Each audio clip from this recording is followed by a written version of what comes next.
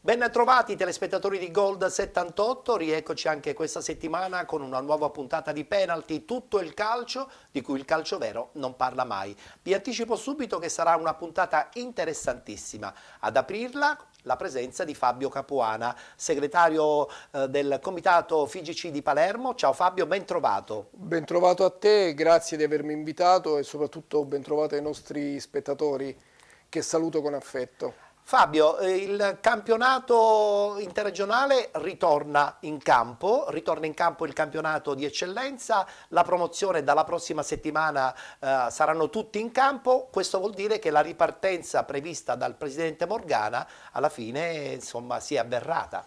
Il Presidente ha lavorato insieme a tutto il Comitato regionale per poter ripartire in sicurezza. Naturalmente la situazione siciliana, ma la situazione nazionale ed internazionale ha imposto in questo periodo uno stop, ma è più che altro è stato uno stop di natura tecnica, perché abbiamo così consentito a tutti gli atleti di potersi adeguare a quelle che sono le nuove normative, cioè di poter giocare con il Super Green Pass che diveniva attivo dal momento in cui poi trascorrevano i giorni necessari per poterlo ottenere con la vaccinazione. Certo. Quindi lo chiamiamo uno stop tecnico che poi grazie appunto a ciò che ha determinato il Consiglio regionale è divenuto fondamentale perché ha preso tempo anche su quello che stava accadendo. Saranno fondamentali a questo punto anche i controlli comunque, no? Ma assolutamente, quelli già c'erano in passato. L'importante, e questo era il diktat che ci veniva dato, era quello di non fermarsi più,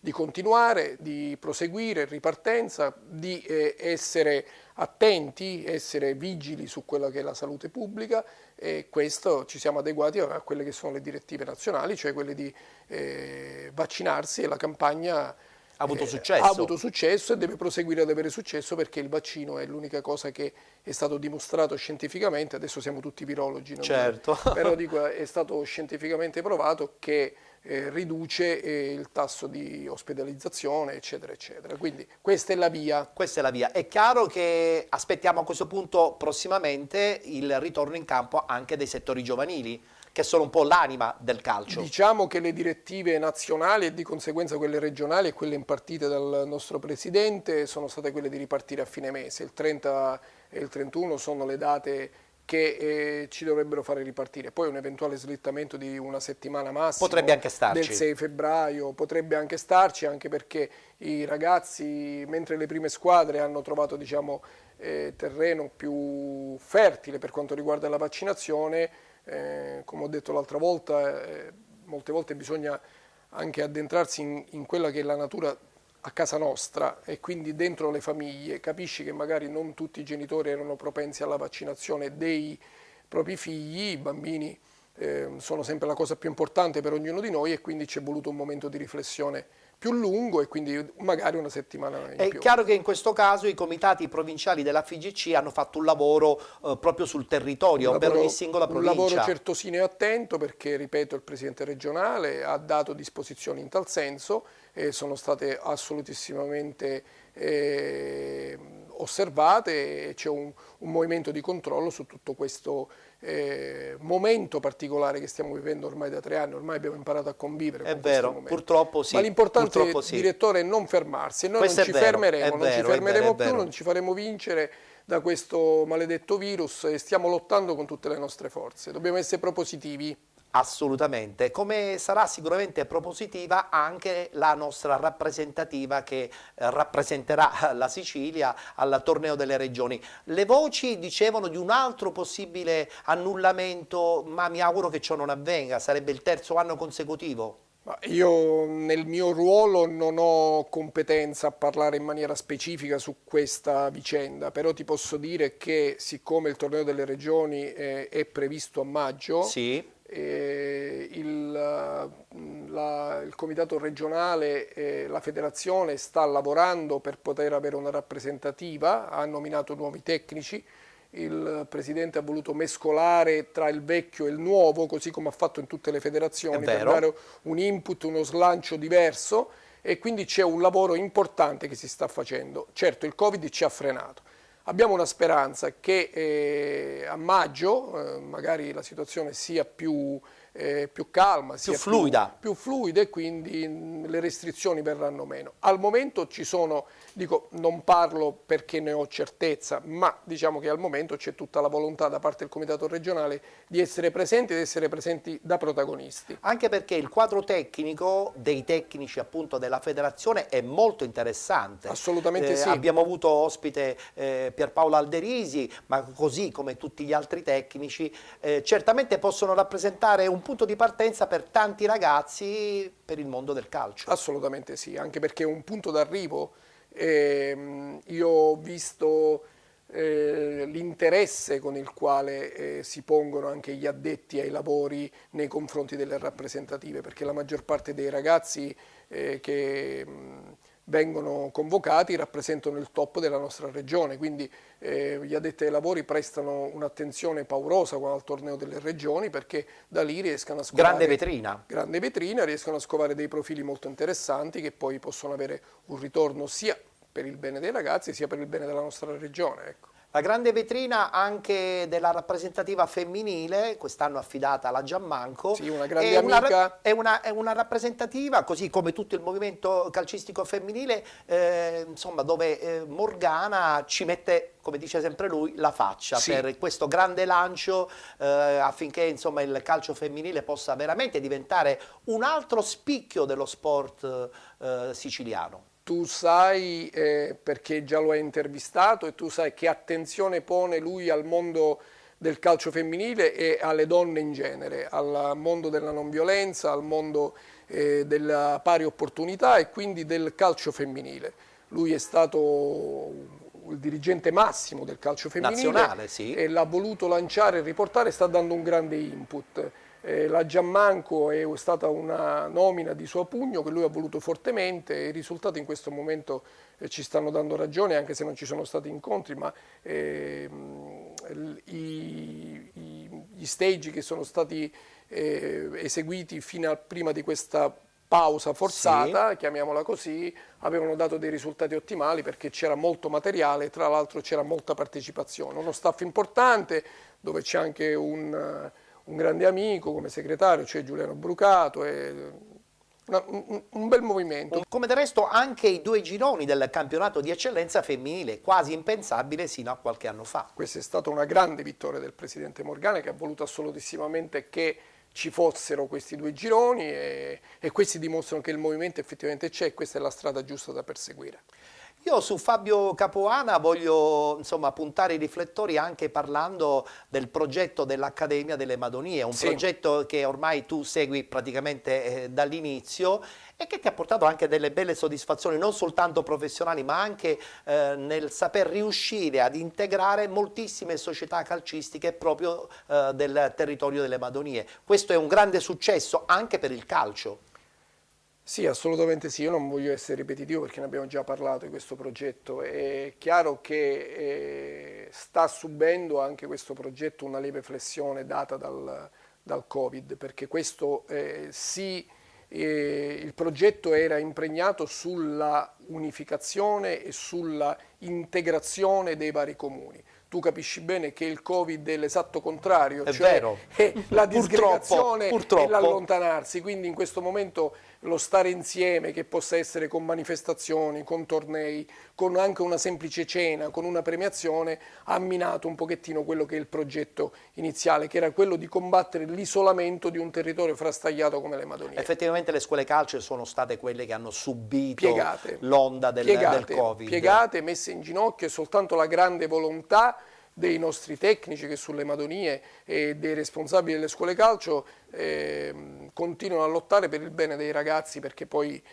quello che vince è l'amore per il calcio e l'amore per questo sport. Tra l'altro era tutto pronto anche per l'evento di dicembre, proprio la festa dell'Accademia delle Madonie, poi per fortuna è stata lungimirante l'idea di fermarsi proprio perché stava per arrivare questa quarta ondata. Siamo stati fortunati e siamo stati anche lungimiranti, esatto, perché io ho avuto il grande piacere di, tra virgolette, non mi permetto di dirlo, è improprio il termine affidare, ma perché tu sei un professionista che non ha bisogno di affidamenti, tu Troppo buono. sei il top sull'organizzazione delle manifestazioni. Abbiamo avuto il piacere e ho avuto io l'onore di poter collaborare con te in questa manifestazione, ho lasciato a te la piena e totale organizzazione, ci ha fermato, abbiamo visto avanti questa nuova ondata che stava arrivando, ma diciamo che è solo un arrivederci. Assolutamente sì, perché la festa del calcio per i giovani delle Madonie deve arrivare, quindi sicuramente prima della prossima estate avremo modo di organizzarci, proprio perché la passerella di questi ragazzini è fondamentale anche per una loro voglia anche di divertirsi. Anche perché tu sai che il presidente Morgana l'aveva sposato in pieno, voleva essere assolutissimamente presente, quindi così come il consigliere Andollina, il presidente Cardella, insomma, sapevano di questa manifestazione. Anche il comune che a livello provinciale stava e riuscirà molto bene, perché tu sai gli ospiti che noi avevamo, le persone che erano previste che venissero e che, diciamo, saranno presenti qualora e quando comunicheremo la nuova data. Parliamo e naturalmente, scusami, il comune di Castelbuono che ha dato piena e ampia disponibilità. Assolutamente, punto centrale anche del progetto. Assolutamente. E i progetti invece di Fabio Capuana per questo 2022 quali sono? Noi ci eravamo lasciati prima in prospettiva Penalty Awards, adesso nel 2022 quali sono gli obiettivi di Fabio, dirigente sportivo? Ma gli obiettivi sono, tu mi conosci anche sotto il profilo umano, io sono spesso un fiume in piena e naturalmente questo ruolo dirigenziale in FIGC mi impone di avere dei tempi di riflessione più lunghi. Io sono contento di ciò che sto facendo, sto al mio posto, cerco di migliorare, ho avuto la fortuna di essere affiancato da persone che mi hanno arricchito, che mi stanno facendo crescere, sono lì a disposizione e lavoro per il calcio siciliano, per i giovani e per il nostro movimento che è importantissimo. Qualcuno dimentica che il mondo dei dilettanti è uno dei mondi nel sociale più importante, più vasto e più numeroso, che dà lavoro a tantissime persone. E noi dobbiamo prestare massima attenzione a questo mondo. E poi ci è piaciuta moltissimo l'iniziativa anche e soprattutto del presidente Morgana di far sì che la sede della FIGC di Palermo aprisse le porte, che diventasse fulcro proprio di tutto il movimento, non soltanto sportivo, ma in genere anche e soprattutto dei giovani. Il presidente Morgana insieme al vicepresidente Corbo hanno, sin dall'inizio del nuovo mandato, l'idea era un'altra, cioè era quella di una casa comune dei calciatori dove tutti potevano entrare e dove è la casa di tutti noi sportivi. Mentre prima veniva classificato come il palazzo, quasi invalicabile. Esatto. Invece c'è questa apertura. Naturalmente tutto è stato ridimensionato, ma ripeto, è soltanto un arrivederci, è stato ridimensionato alle norme Covid che impongono degli obblighi per potervi accedere, ma è chiaro che appena tutto questo passerà, l'orientamento e il desiderio sia del Presidente che del Vicepresidente Corbo è quello di far sì che quella sia la casa di tutti noi, che diventi un bene comune. Ci piace questa cosa, ci piace. A me piace tantissimo, io ci credo moltissimo. Assolutamente, condivido quindi la scelta del Presidente. Ci riavviciniamo al territorio, al campo, ci riavviciniamo ai giovani, ci riavviciniamo ai tecnici, ci riavviciniamo a tutto. Non che prima non ci fosse questa vicinanza, attenzione, però c'erano dei luoghi comuni. Fabio, adesso si percepisce. C'erano dei luoghi comuni che andavano sfatati, ecco, e il Presidente ci è riuscito. È vero.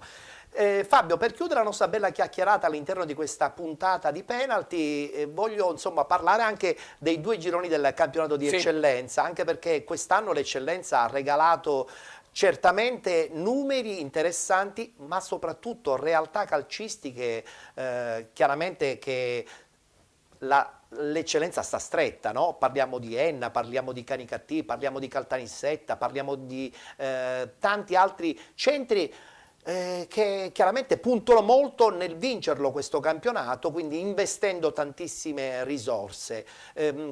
Quanto durerà tutto questo? Perché poi alla fine il dispendio economico certe volte supera poi quelli che sono i risultati finali. Beh, noi facciamo calcio da tanto tempo e tu sai benissimo che intanto ti dico che il mio ruolo super partes mi impone di non fare nomi. Assolutamente, certo. E quindi io sono con chiunque faccia calcio pulito, bello e che possa dare l'input in più per i nostri giovani e per le nostre città. Però dico che noi abbiamo fatto calcio da tanto tempo, tu sei un veterano, così come io diciamo incomincio a essere già anzianetto del mondo calcistico, è fatto di cicli. Diciamo che questo, nonostante il momento pessimo, perché poi tutto gira intorno ai fondi, agli sponsor, e quindi in questo momento si arranca sotto il profilo economico, diciamo che ci sono 2 gironi interessantissimi con delle bellissime realtà. La ripartenza capoluoghi di provincia anche. Assolutamente. Agrigento ne è un esempio. Assolutamente, quindi Ragusa. diciamo che è un momento nel momento negativo, è un momento bellissimo del nostro calcio che dobbiamo goderci, che dobbiamo valutare, che nel momento di assoluta disperazione è una prerogativa del siciliano, la tenacia è quella di non arrendersi, e quindi hanno risposto alla grande le nostre società e le nostre comunità. C'è un po' di amarezza però, Fabio, nel fatto che soprattutto le seconde classificate dei 2 gironi del campionato di eccellenza rischiano poi addirittura in semifinale negli spareggi di autoeliminarsi. Pertanto forse la federazione potrebbe tentare di far sì che la prossima stagione siano almeno 2 le squadre siciliane che possono approdare nel campionato di Serie D. Sulle regole le regole si rispettano. Lo so, ma ci mancherebbe, le regole vanno rispettate. La speranza è che un territorio siciliano così importante, forse magari, chissà, 2 squadre seconde classificate che tentano il salto in Serie D è un po' più fattibile. Auspicabile, sarebbe una bellissima cosa, però diciamo che noi dobbiamo anche imparare che ci sono anche altri territori, altre regioni che hanno le stesse aspirazioni, e quindi dobbiamo attenerci a quello che sono le regole. Sai benissimo come la penso su questa cosa. No, ma io sul discorso delle regole sono pienamente d'accordo, ci mancherebbe, soprattutto le regole scritte. Sarebbe auspicabile, perché noi abbiamo bisogno di importanti vetrine per il nostro territorio. Certo. Io direi che oltre al mondo da tifoso, dico che oltre al mondo del dilettantismo noi dovremmo fare uno sforzo importante per quanto riguarda le nostre città, perché è deprimente che il calcio Catania, il calcio palermitano o il calcio messinese o anche agrigentino non possa esprimere una società professionistica seria che possa far appassionare i siciliani, perché io sono convinto che quando c'è una squadra siciliana in Serie B o in Serie A, tutto il movimento a traino ne riesce a beneficiare. Quindi io penso che oltre al mondo del dilettantismo, che deve avere la giusta vetrina e la giusta attenzione, noi dovremmo lottare per avere un progetto importante per una città importante. Tra l'altro nel tuo ruolo di dirigente regionale della federazione hai avuto modo anche di vedere in questi giorni la struttura di Torre del Grifo, che rimane veramente una struttura straordinaria. Assolutamente, è stata una piacevole sorpresa, una visita che ho avuto il piacere di fare così, e mi ha impressionato, diciamo, perché è una città, è un mondo diciamo semi-paralizzato che potrebbe avere dei canali importanti. Tra l'altro in Sicilia non esiste migliore struttura. Ma forse anche oltre la Sicilia, perché c'è un mondo lì, era un mondo che è in movimento, e quindi è chiaro che questa è una risorsa che va sfruttata. In primis penso dai catanesi, perché i catanesi hanno bisogno di riappropriarsi di Torre del Grifo, che era un mondo in fermento. Veramente il catanese in questo momento dovrebbe riappropriarsi di un progetto Catania Calcio, e lì forse qualche piccolo problema ancora esiste. Lo so perfettamente, ma ci sono delle persone deputate a risolvere questo problema, che sanno quello che stanno facendo e lo faranno con la massima attenzione. Benissimo. Tu lo sai che su queste cose ti sguscio sempre, no? Sì, direttore? è vero. Per chiudere dunque Fabio, io ti auguro il buon lavoro e sarà anche quest'anno un anno molto impegnativo con le prossime finali dei campionati, il progetto della rappresentativa e perché no, anche la possibilità di nuove idee che possono svilupparsi in questo comitato in fermento, come lo chiamo io. Ettore, io ringrazio te, tu sai che io sono sempre tuo ospite con grande piacere e per me è sempre un onore essere invitato da te e essere presente qui. Anche in questo periodo in cui diciamo non è facile viaggiare, avventurarsi, girare, ho voluto assolutissimamente onorare questo impegno perché io penso che noi per prima dobbiamo far vedere che siamo presenti e siamo sul territorio e siamo in grado di dare le giuste motivazioni. Quindi quando vuoi io sono sempre a tua disposizione. Grazie tantissimo. Grazie a te direttore e ai vostri telespettatori che poi sono anche i miei. È vero, è vero. Grazie a Fabio Capuana, noi ci fermiamo, abbiamo uno spazio pubblicitario, dopodiché ritorniamo in studio e parleremo del campionato di Serie D.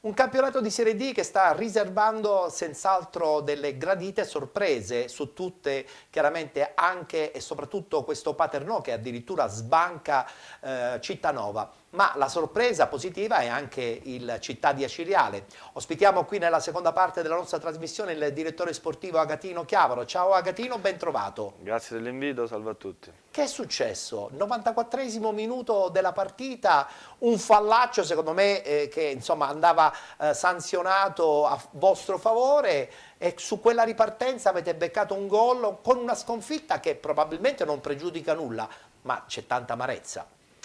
Ma sicuramente sì, perché la squadra anche ieri ha dimostrato ampiamente il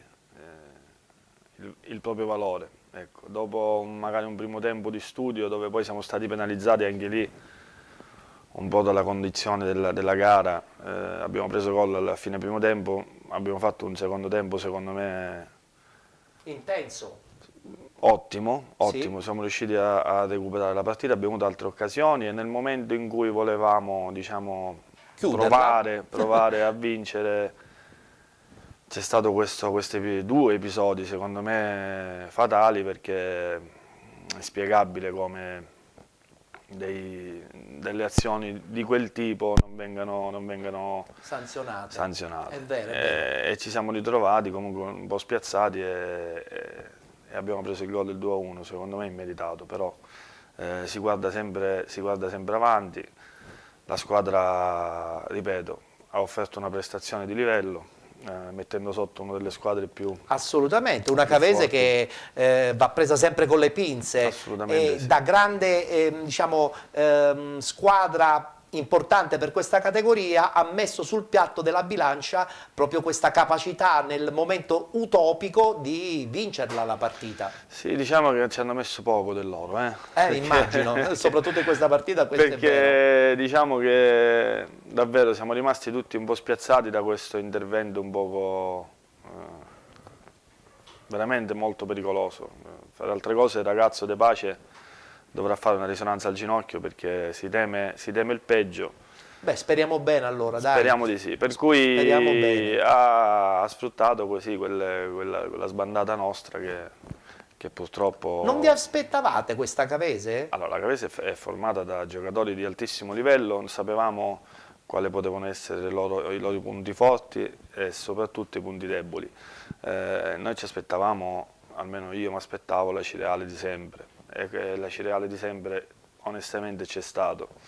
Nel calcio, soprattutto in queste categorie, si vive di episodi, per cui questa volta l'episodio ci è stato sfavorevole e non siamo riusciti ad addrizzarla poi perché c'era veramente pochissimo tempo. Io sono sicuro che se fosse capitato 5 minuti prima, 10 minuti prima, la squadra avrebbe avuto la forza di reagire, però poi siamo rimasti pure in 10, per cui non c'erano più i c'era minuti necessari assolutamente per cercare di però il recuperare nostro cammino è altamente positivo e siamo sereni perché, ripeto, la squadra è viva. È vero. Guardiamoci dunque gli highlights proprio di questa sconfitta interna della città di Aciriale nei confronti di una Cavese che comunque evidentemente ha recuperato più del dovuto in questa partita, perché io penso che quantomeno il pareggio poteva essere facilmente fattibile per la squadra siciliana. Guardiamoci gli highlights e poi a seguire sentiremo anche le dichiarazioni dei due allenatori.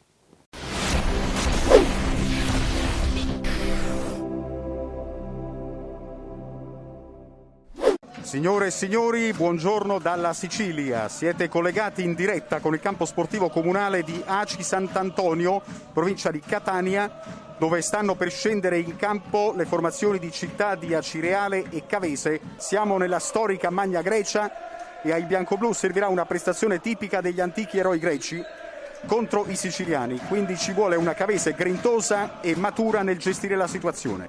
Baccio Terracino può provare a ripartire, il lancio è su Diaz di testa, attenzione Palma, tiro, colpisce in pieno Cadili, batte Romizzi, intanto c'è il colpo di testa effettuato per la Cireale da Cottone, può provare a ripartire la formazione siciliana, ancora Aliperta la palla sul sinistro, tira Aliperta, la parata di Alterio, facile. Comunque adesso attacca la Cavese perché c'è Diaz, il suo tiro, fuori gioco di Diaz.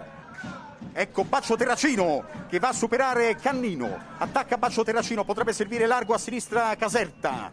Ecco ancora Baccio Terracino, destro di Baccio Terracino, palla dentro, si gioca! Caserta, ma l'arbitro ha fermato il gioco su segnalazione del guardalinee. Tumminelli prova a chiuderlo alla fine Caserta, il cross, attenzione Cottone, possibilità di tiro, la parata di Paduano in due tempi. Batte Lodi, il portiere esce un po' in ritardo e la palla finisce sul fondo. Attenzione perché attacca la Cavese con Diaz, sinistro di Diaz, palla buona, Palma, rete, no, sì, è gol. Ale, bum bum. Ricciardo all'indietro per Correnti, la possibilità di tiro con il destro, palla in area, si gira, Russo e va alla conclusione fuori bersaglio. Parte il suggerimento verso Diaz, una spinta però si gioca, ancora Diaz sul fondo, palla in mezzo, pericolosissima la Cavese con Conè che ha toccato per ultimo. Tuminelli, palla sul sinistro, la mette sul secondo palo, il colpo di testa e c'è la rete del pareggio della Cireale. Ha segnato. Deve essere stato proprio Ricciardo a mettere il gol e Ricciardo. E per Altobello la partita è finita, seconda ammonizione. Attacca la Cireale, fa partire un cross, la presa di Paduano. Banegas, anzi è Carbonaro, duro intervento di Corigliano, però si gioca, attenzione Carbonaro, bella palla per Banegas, vai Banegas, saltato il portiere, rete, ale, bum. Banegas, il Pocio Banegas al 94esimo minuto, Cavese in vantaggio ad Aci Sant'Antonio. Banegas ha colpito con il suo gol al 94esimo minuto, ma ora la Cireale non ci sta. Effettua questo lungo lancio, il colpo di testa di Corigliano. Riparte dunque Banegas, finisce qua la partita. La Cavese ha battuto la Cireale per 2-1.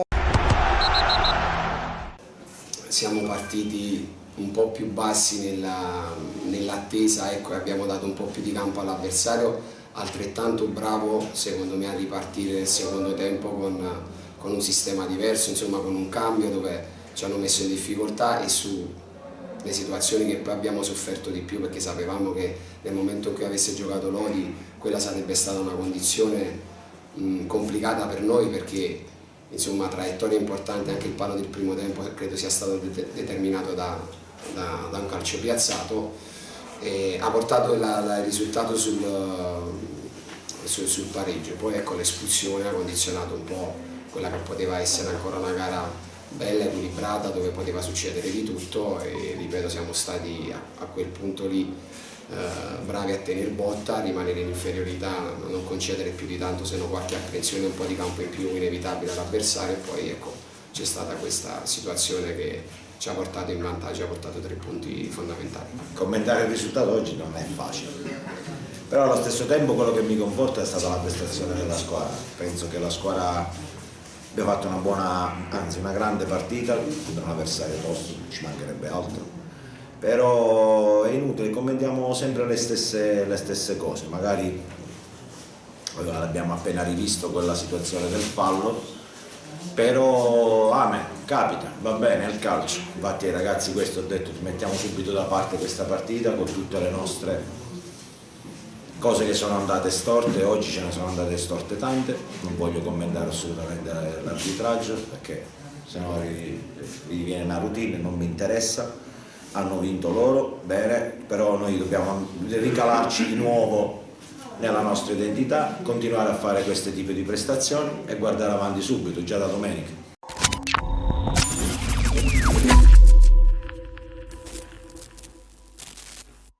Adesso questa prossima partita vi vede fuori casa contro il Cittanova, un Cittanova che perde in casa contro il Paternò. La partita potrebbe sembrare abbordabile, ma credo che non lo sia sicuramente, Agatino. Ma penso che partite abbordabili non ce ne sono in questo girone, per cui sicuramente ieri la Cittanovese è incappata in una giornata negativa. Senza nulla togliere al Paternò. No, giusto? Assolutamente. Quando ci sono queste partite magari tu becchi la giornata di grazia, la squadra avversaria becca senza levare i meriti sicuramente al Paternò. Però sicuramente subire 5 gol in casa non capita spesso, per cui onore al Paternò. Insomma, vi aspetta una trasferta difficile, perché aspettate giustamente anche una rivalsa da parte del Cittanova. Andare a giocare a Cittanova in questo momento forse era il momento più sbagliato. Il momento sbagliato, è sì, vero, purtroppo è vero. Si vorranno rifare sicuramente della prestazione di domenica scorsa. Certamente. È andata bene invece per il Biancavilla, che torna a casa con una vittoria importante contro il Castrovillari. Un Biancavilla insomma un po' strano nel suo percorso in questa stagione, un inizio traballante. Adesso recuperare certamente non è impossibile, ma certamente non è facile. Diciamo di sì, perché sono successe penso tante cose a Biancavilla, tanti cambiamenti di allenatori, di giocatori.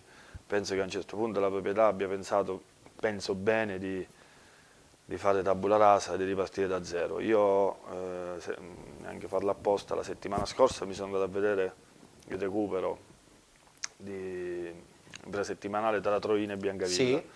E onestamente ho visto una squadra ben allenata, organizzata, frizzante, con ragazzi sicuramente che fino alla fine proveranno a fare... Tra l'altro devono recuperare anche 2 partite, quindi ancora è tutto facile sulla carta. Il campionato diciamo che è bello sia sopra che sotto, ecco, anche perché tutti davano forse il Biancavilla per spacciato, no, dopo questo. Ma sono andato proprio apposta perché ho visto che non è assolutamente così. C'è ancora tutto il girone di ritorno, quindi sì, insomma è facilmente abbordabile ancora una salvezza. Guardiamoci il servizio proprio della vittoria fuori casa del Biancavilla 1-0 contro il Castrovillari.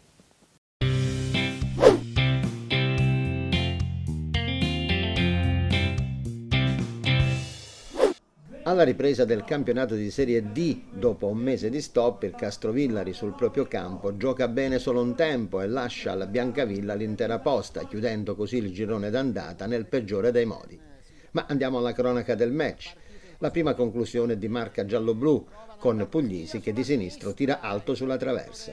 La risposta dei rossoneri al sesto, Carrozza serve l'imboccata di Azzaro sul cross del numero 11, libera la difesa siciliana. All'8° minuto azione di contropiede di Teiu che dal limite esterno dell'area serve Tripicchio anticipato dalla Rosa. Il Biancavilla scompare, del Castrovillari è assoluto padrone del campo. Al 18° il solito Tripicchio crossa lungo per Azzaro, lo scarico per Cosenza che di destro mira l'angolo basso. La palla sfiora il palo alla sinistra della porta giallo-blu. La pressione dei rossoneri si fa costante, al 20° il solito Carrozza pesca sulla destra il solito Azzaro che serve con il piattone Teiu, il colpo di testa da buona posizione del numero 75 non trova lo specchio della porta. Un minuto più tardi, sugli sviluppi di un fallo laterale, Tripicchio apparecchia per Carrozza, destro perentorio del numero 7, si immola Tosolino che devia in angolo. Al 30° si fa vedere dalle parti di Aiolfi il Biancavilla, il destro di Lo Giudice servito da Hadagi trova l'estremo difensore rossonero sulla traiettoria. Al 34° Teiu ha sul destro la palla del vantaggio, la rasoiata del giocatore rossonero lambisce il palo. Al 38° Carrozza prova a sorprendere il numero 1 siciliano e il destro del numero 7 finisce di poco a lato. Il tempo si chiude con il Castrovillari che non riesce né con Anzillotta né con Carrozza a trovare il tempo per la battuta a rete, favorendo l'intervento di La Rosa. Si chiude così la prima parte della gara sul punteggio di 0-0. Nella ripresa il match si complica, il Biancavilla al 6° minuto usufruisce di un calcio di rigore per atterramento di Ricciardello ad opera di Mazzotti. A nostro parere è un tantino generoso, visto che il numero 11 siciliano si lascia cadere non appena sente il contatto con la mano di Mazzotti. Dal dischetto Lo Giudice spiazza Aiolfi, Biancavilla 1, Castrovillari 0, gli ospiti passano al primo vero affondo in tutto il match. I padroni di casa accusano il colpo, per vedere una reazione bisogna aspettare il 22°, con la conclusione di Rodi subentrato a Teiu infortunato. Il tiro è debole e centrale, para senza affanni La Rosa. Molto più pericolosa invece un minuto dopo la volée di Spadoni dal limite che costringe in angolo Aiolfi. Il Castrovillari della ripresa, orfano di Cosenza e di Teiu fuori entrambi per infortuni alla copia sbiadita del primo tempo. Al 37° il colpo di testa di Mancini subentrato a Tripicchio impegna La Rosa. L'ultimo acuto dei rossoneri al 48° sul calcio di punizione. L'uscita maldestra del portiere siciliano per poco non regala a Strumbo l'occasione per pareggiare. Poi più niente, finisce 1-0 per i siciliani, con il Castrovillari che perde una ghiotta occasione per tenere lontana una diretta concorrente per quella che è la corsa alla permanenza in categoria.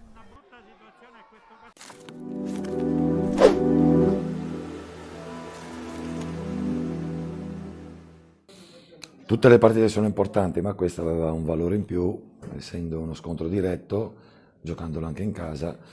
Comunque avevamo preparato la partita per fare un qualcosa di diverso. Poi le partite vanno giocate, ci sono tanti episodi da rivedere perché di solito non mi lamento molto, però voglio rivedere poi le immagini su tante situazioni, soprattutto del primo tempo, su fuorigiochi che a mio avviso almeno alla metà non c'erano. Ma al di là di questo poi quando succede che prendi un calcio di rigore in quella maniera, un pochino dubbio, un pochino troppo generoso a mio avviso, lì diventa un po' tutto più complicato perché loro sono venuti qui rimanendo chiusi, cercando di non farti giocare per portare via punti e addirittura sono riusciti a prendere anche il bottino pieno. Secondo me non meritavamo di perdere settimana scorsa, quindi oggi volevo una risposta sul campo di questo aspetto. Credo che la partita di oggi sia la dimostrazione che questo campionato e questi bisogna lottare su tutti i campi. Qui è un campo difficilissimo contro una squadra secondo me ben organizzata e se devo essere anche onesto credo che questo campo un po' penalizzi anche questa squadra, il Castrovillari, perché ha delle qualità tecniche secondo me importanti e non aiuta un granché insomma questo campo per sviluppare insomma calcio, però ci siamo fatti trovare pronti su ogni situazione, abbiamo ribattuto colpo su colpo, sapevamo che sarebbe stata una gara con grande intensità, con fisicità, quindi sono estremamente contento dell'atteggiamento in San Marino. No, sono contento della prestazione che ho fatto sia a livello personale sia a livello di gruppo. Penso che siamo una squadra giovane che se stiamo dietro l'idea del mister possiamo fare strada. Vuole sempre un atteggiamento positivo, io cerco sempre di dare il massimo, di entrare con più cattiveria possibile, di mettermi a disposizione del mister e della squadra. Poi nel senso sono contento che oggi è andata bene. Dobbiamo continuare a lavorare perché non abbiamo ancora fatto niente e presto i risultati arriveranno come si è visto oggi.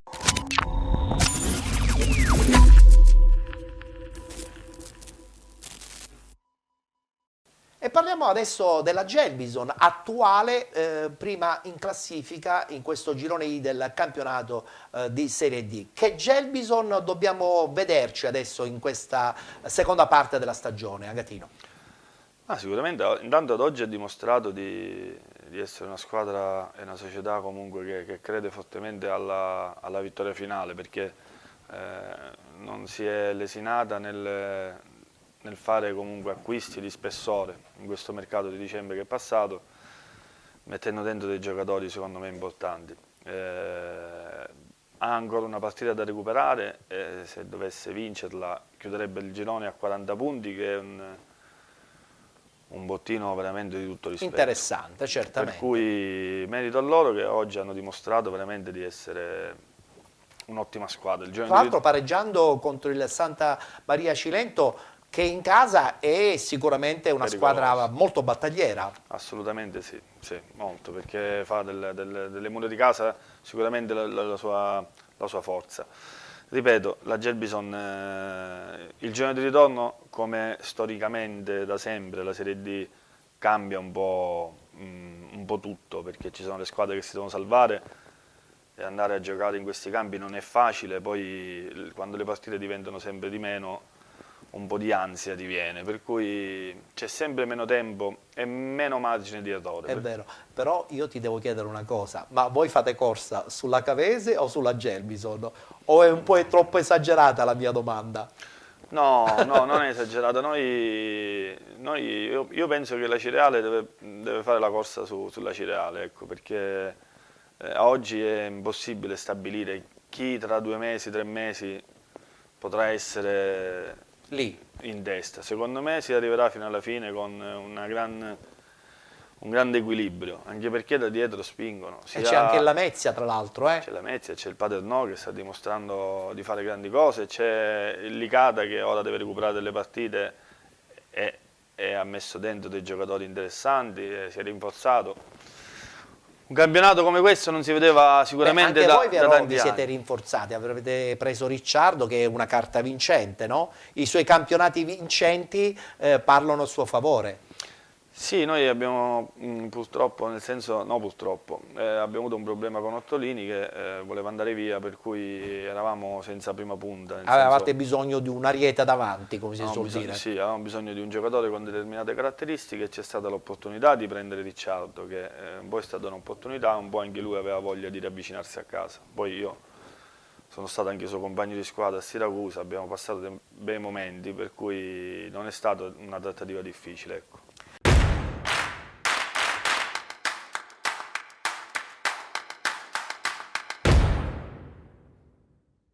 Fino all'espulsione c'era solo una squadra in campo, padrone del campo che ha dominato il campo nel fraseggio, nel palleggio.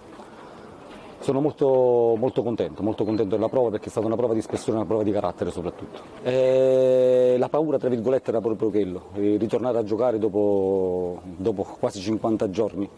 È una sorta di incognita, perché noi facciamo dell'esuberanza, della foga agonistica la nostra forza, e gioco-forza, con l'inattività abbiamo perso un pochino di brillantezza che piano piano riacquisiremo con il passare delle partite.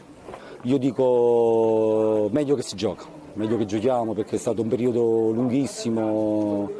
Speriamo che passi sempre tutto molto in fretta, che si giochi. Poi c'è stata una bella cornice di pubblico, è stato un derby corretto, diciamo pure così corretto, sia al di fuori che dentro al campo, ed è stata una bella giornata di sport, a prescindere dal risultato. Sì, è stata una grande prova, una prova di sacrificio, una prova di unione. Ancora una volta abbiamo dimostrato di essere un gruppo veramente forte, un gruppo unito, coeso, che nelle difficoltà si esalta. Era difficile giocare dopo un mese e mezzo e soprattutto poi la partita, come avete visto, si è messa in salita con l'espulsione di Masullo. Tra l'altro giocavamo con la squadra prima in classifica, che ad oggi è la più forte del campionato, perché fino ad oggi ha dimostrato di meritare la prima posizione, e quindi era una partita difficilissima. Si è messa in salita, ma con il nostro spirito, ripeto, siamo riusciti ad ottenere un ottimo pareggio e chissà in parità numerica come sarebbe finita. Abbiamo ancora 3 partite da recuperare rispetto alle altre squadre che ci precedono, però l'importante oggi, dopo un gran periodo di inattività, era muovere la classifica, riuscire ad ottenere anche un punto e lo abbiamo fatto. Adesso pensiamo a riposare, mercoledì c'è già un'altra partita col Biancavilla, è uno dei nostri 3 recuperi. Giocheremo solo noi e quindi sarà importante riuscire a ritornare dalla Sicilia con un risultato positivo. E poi vedremo, il campionato è lunghissimo, noi non ci poniamo limiti, sappiamo e siamo consapevoli di essere una squadra forte e vogliamo arrivare il più in alto possibile.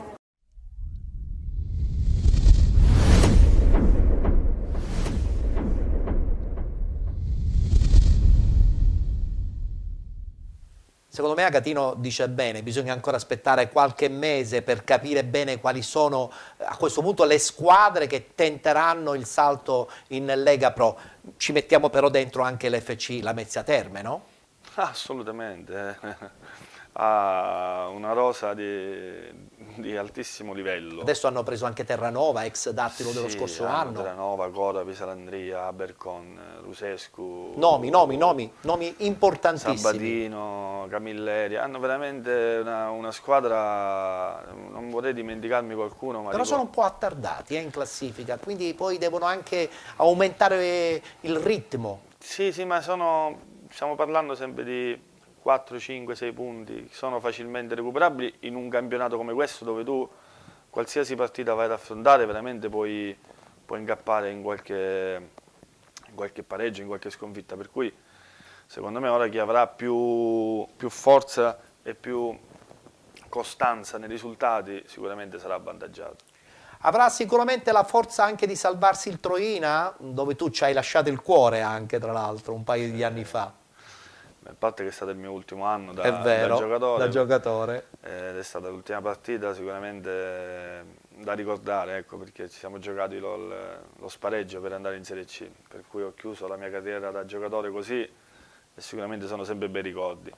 No, ripeto, sono andato a vederla la settimana scorsa perché ero curioso e devo dire che soprattutto con gli ultimi innesti il Troina si può tranquillamente recuperare quei punti che comunque la separano dalla possibilità. All'inizio della stagione nessuno puntava sulla salvezza del Troina, però devo dire che Galfano ha fatto un lavoro straordinario, ha tolto subito i 6 punti di penalizzazione, adesso gli 8 punti sembrano pochi, però sommati ai 6 fatti sul campo la qualità esiste. Nelle cose si ci deve credere, penso che si deve avere la forza di credere in quello che si fa, non sempre le stagioni iniziano bene, non sempre si chiudono bene, ma si deve avere sempre la forza di ripartire, perché penso che soprattutto la Torino hanno avuto la forza e il coraggio di provare a fare qualcosa di importante, nel senso di raggiungere questa salvezza, perché non è neanche facile costruire una squadra quando parti all'inizio erano 10 punti, 8 punti. Poi dopo sono diventati 6, certo. Per cui onore a loro e spero che possano raggiungere almeno, quantomeno, la possibilità di fare play-out. Ecco, fare i play-out, perché bisogna sottolineare che adesso c'è l'FC Messina che è stato già retrocesso, quindi un posto solo per la retrocessione diretta e tutti gli altri nei play-out, ma questo posto vacante è pesante, quindi si gioca proprio sui punti pochi a disposizione. A vedere purtroppo la classifica oggi come abbiamo ribadito prima, il Troina senza 6 punti di penalità sarebbe magari in una posizione un po' più serena. Più tranquilla, ecco. certo. Comunque una posizione per quanto riguarda proprio l'ultimo posto, per cui nelle corde la squadra ce l'ha. Quindi tu vedi messo bene il Troina?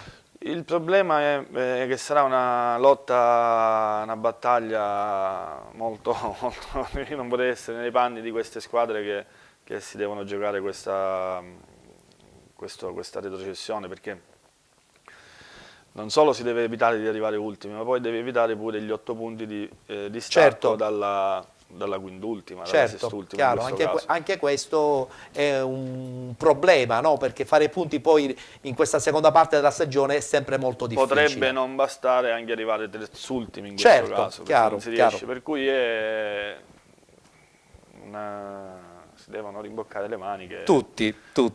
Se la giocheranno onestamente fino alla fine. Bene, quasi per concludere il tuo spazio qui all'interno della nostra trasmissione, voglio una battuta sulla città di Sant'Agata, che è una bella realtà che settimana dopo settimana, insomma, si porta a casa sempre qualche punto importante per la sua classifica, una stagione che non dovrebbe, insomma, regalare patemi d'animo come lo scorso anno. Sì, loro è dall'anno scorso, dall'inserimento di Giampà, che hanno cambiato sicuramente mentalità, è una squadra bella da vedere perché propone sempre dei giovani interessanti, dei giocatori che fanno dell'intensità e della qualità di gioco la propria forza. Non è una squadra dove si chiude e vai a rubacchiare il punto, è una squadra sempre propositiva e questa è la mentalità, penso, del suo allenatore, che io conosco molto bene. È vero, sì. Per cui c'è da fare i complimenti alla società che ha scelto Giampà e a Giampà che riesce sempre a fare dei campionati ottimi con le squadre che diciamo che bisogna adesso confermarsi in questa seconda parte della stagione, perché questi 23 punti sin qui conquistati sono certamente un bel bottino, farne almeno altri 20-21 sarebbe ideale, no? Ma sì, secondo me ce l'ha nelle corde il Sant'Agata, perché ripeto, è una squadra che, a parte che ha degli ottimi giocatori all'interno, è un mix giusto tra giovani e giocatori un po' più esperti, anche se l'età media penso sia molto bassa, però ci sono giocatori da tanti anni che fanno la Serie D. Spero per loro che non abbiano problemi, ecco, ma non penso. Ma non penso neanche io credo che, insomma, la squadra di Giampà possa ritenersi sicuramente una spanna superiore anche a tutte le altre che in questo momento stanno lottando per non retrocedere. Sì. Parlando invece della città di Aciliale, i tifosi, che sono secondo me sempre il termometro di tutto l'ambiente, come stanno vivendo in questo momento questo possibile anche inserimento in prospettiva promozione Lega Pro con la squadra? Questo è un aspetto che col tempo penso che la squadra si è meritato, no? Il rispetto dei tifosi. Anche perché i tifosi sono sempre stati un ago della bilancia anche per un equilibrio all'interno del territorio acese. I tifosi sono fondamentali in tutte le realtà calcistiche, per cui ad Aciliale ancora di più perché sono di più e si fanno sentire. Ma la squadra penso che ha avvertito questa vicinanza dei tifosi nei loro confronti e penso che questo possa solo che fare bene con la squadra. Spero che non si passi dall'entusiasmo alla pretesa a tutti i costi di voler fare qualcosa. Ecco, non c'è questa pretesa, questo è importante. Noi siamo là, sappiamo che comunque davanti a noi ci sono società e realtà grosse, veramente, sia a livello di piazze, perché la Mezia e Cavese sono due realtà comunque importanti. Anche come budget economici, no? E in più hanno delle risorse pesanti, importantissime, per cui sarebbe veramente un poco da presuntuosi, no? Poter dire noi vinceremo a tutti i costi. È vero, quindi c'è una maturità allora in questo caso. Io penso che veramente da parte nostra è stato sempre questo. Certo, chi è che vuole perdere? Nessuno. Per cui già ieri è stata domenica è stata una bella batosta. Certo. Per cui, tra l'altro in quella maniera, che è ancora peggio, no? Però ripeto, i ragazzi ci credono e hanno dimostrato di essere veramente compatti e di essere una squadra che se la può giocare con tutti. Bene, l'ultima battuta sul campo, no? Perché adesso state giocando ad Aci Sant'Antonio, stadio comunale, terreno più che discreto, ma la situazione Tupparello, insomma voi che la vivete quotidianamente, com'è?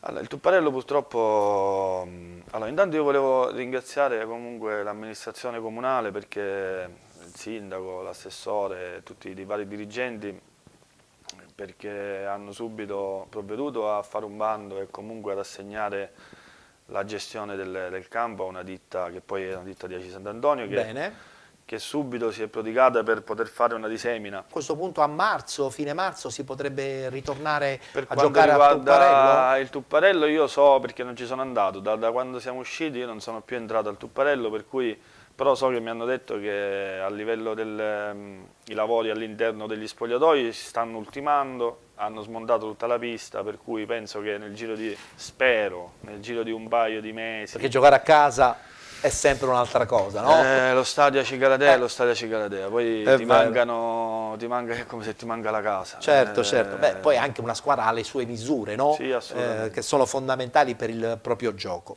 Bene Agatino, io ti ringrazio per la tua presenza qui all'interno di Penalty. Grazie a voi. Che dirti, in bocca al lupo per la stagione, sono sicuro che comunque non vi tirerete indietro, d'altra parte tu lo hai ampiamente confermato e secondo me col passare delle settimane potete diventare sempre più milavagante rispetto magari a questa Gelbison oppure Cavese o perché no la stessa Lamezia Terme, cioè giocare contro di voi deve diventare, e lo è già da adesso, un problema per tutte queste grosse società. Ma noi lo speriamo, intanto la ringrazio per l'invito e a disposizione quando... Perfetto, allora alla prossima. Grazie ad Agatino Chiavaro, noi adesso ci fermiamo, brevissimo spazio pubblicitario, ma non scappate perché tra poco continueremo a parlare di Serie D.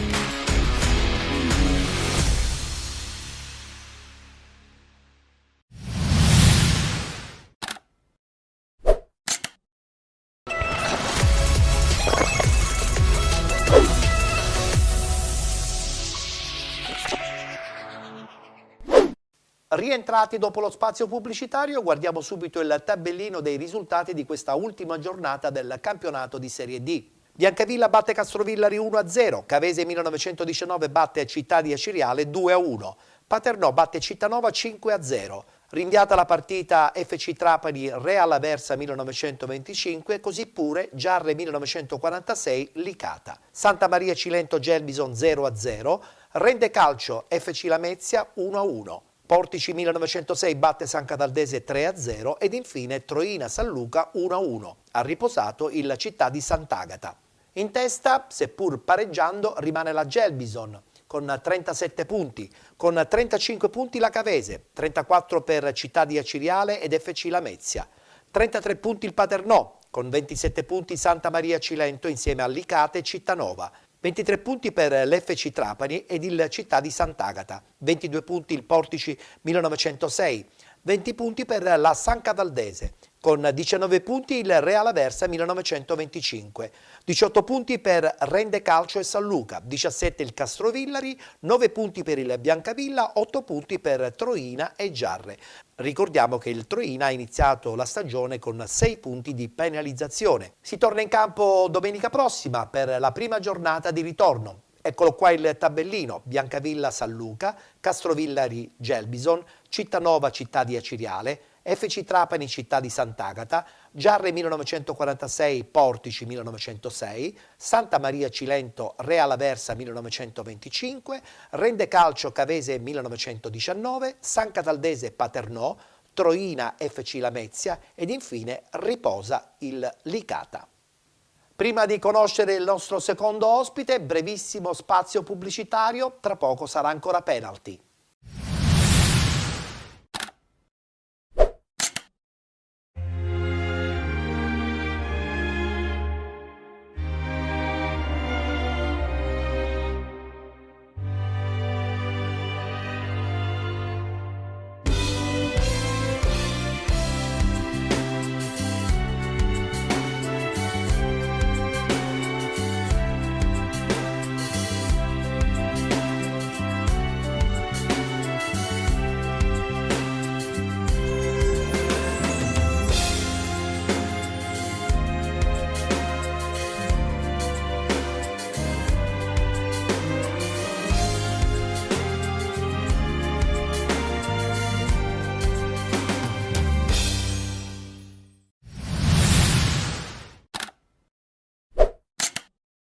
Visti i risultati di questa giornata del campionato di Serie D, ci rendiamo conto che effettivamente questa domenica ha sicuramente riservato tantissime sorprese, soprattutto la sorpresa targata Paternò che sbanca Cittanova. Per parlare del miracolo della squadra di Alfio Torrisi abbiamo all'interno della nostra trasmissione oggi un altro ospite, il vicepresidente del Canicattì, Fausto Giacchetto. Buonasera Presidente. Buonasera, buonasera Direttore, buonasera a tutti i telespettatori. Parleremo tra poco anche di un altro miracolo, quello del Canicattì.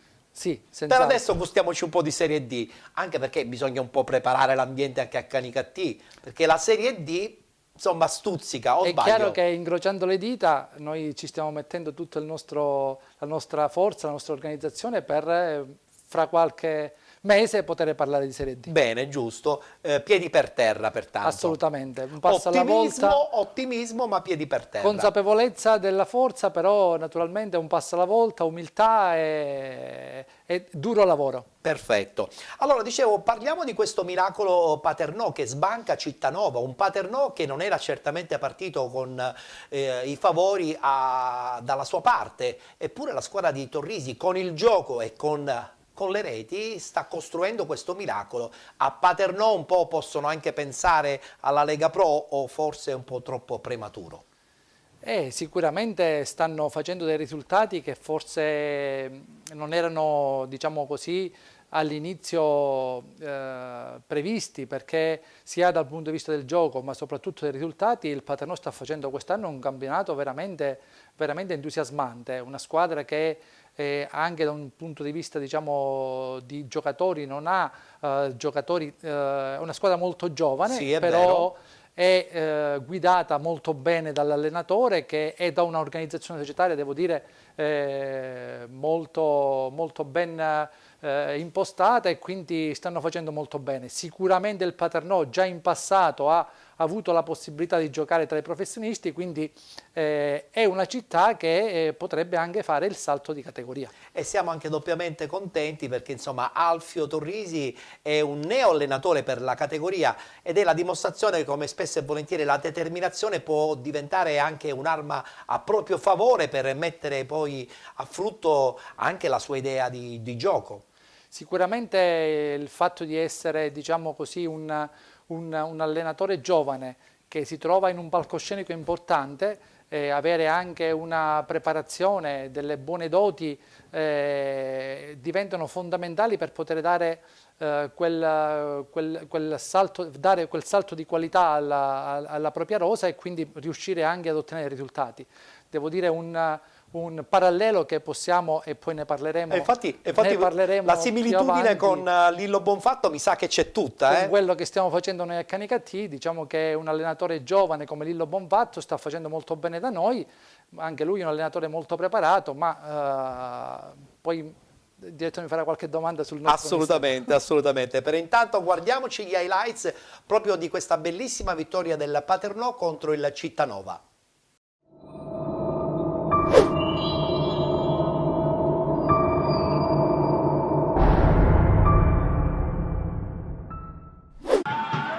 Paternò di nuovo in avanti con Castorina verso Rizzo, Foderaro solo davanti al portiere ed è gol. Prima azione del Paternò, Foderaro su Formia, dall'altra parte Ferrante fuori posizione, ottimo Bruno, Foderaro si coordina e dal dischetto in acrobazia segna il 2-0 e buon tempo all'impostazione. Lunga verso Foderaro, però è Castorina che è spuntato alla fine. Castorina lascia secco Bruno, era Castorina da solo contro 3 difensori, è riuscito a buggerare l'intera difesa. Intanto punizione per il Paternò, cross in aria, Ferrante fa buona guardia, ma poi solo davanti sul dischetto Cangemi. Non puoi subire questo gol, questo qui ha fatto quello che ha voluto. Ora Foderaro che riparte, Foderaro serve il compagno, quinto gol del Paternò.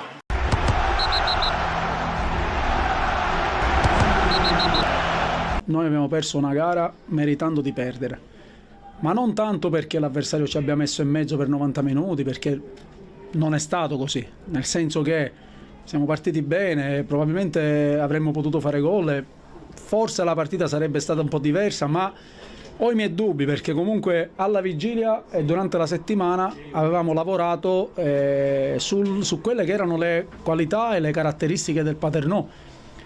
E oggi invece non siamo stati per niente bravi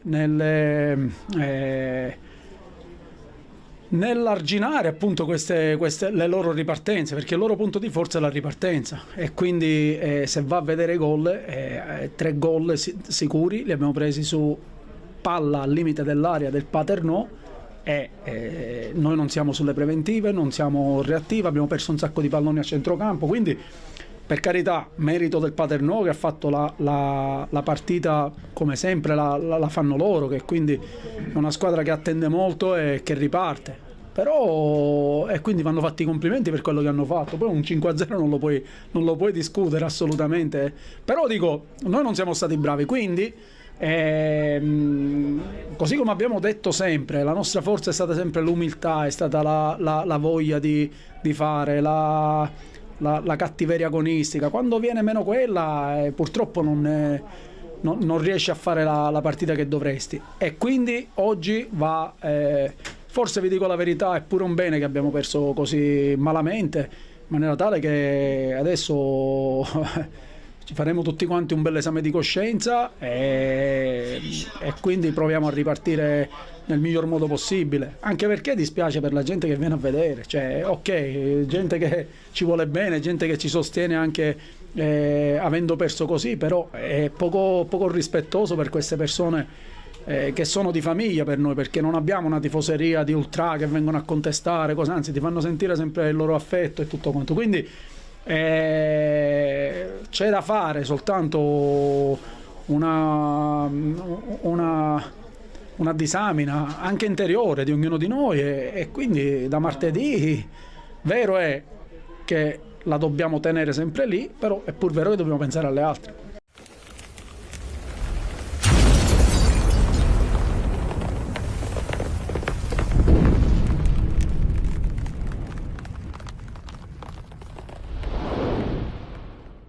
Sono 2 le partite che non si sono disputate domenica, dovute chiaramente al problema Covid. Parliamo dell'FC Trapani che non ha giocato in casa contro il Real Aversa 1925 e anche il Giarre che doveva affrontare in casa il Licata. Proprio sul Giarre una battuta, Presidente. Sì, il Giarre è in effetti una squadra che secondo me rispetto al Paternò era partita con obiettivi probabilmente diversi. Ha costruito e ha tuttora una squadra composta da giocatori molto forti, ma anche che hanno militato anche in categorie superiori, quindi uno squadrone, come si suol dire, che però in questo momento... Ci vuole del tempo poi, Ci vuole del tempo, per magari hanno trovato amalgamarli. qualche difficoltà da un punto di vista proprio anche tecnico, perché hanno cambiato l'allenatore, era stato chiamato il mister Piero Infantino, poi hanno richiamato il mister Cacciola, quindi qualche problema organizzativo in questo momento non gli sta permettendo di ottenere magari i risultati sperati. Sta navigando nelle parti basse della classifica, mi auguro che il blasone come il Giarre possa tirarsi fuori dai bassi fondi della classifica. Anche perché insomma ha un certo seguito, una bella tifoseria. Una tifoseria importante, una tifoseria anch'essa diciamo che è stata tra i professionisti, quindi è una città importante come Giarre, è chiaro che può ambire sicuramente anche a giocare nei campionati professionistici.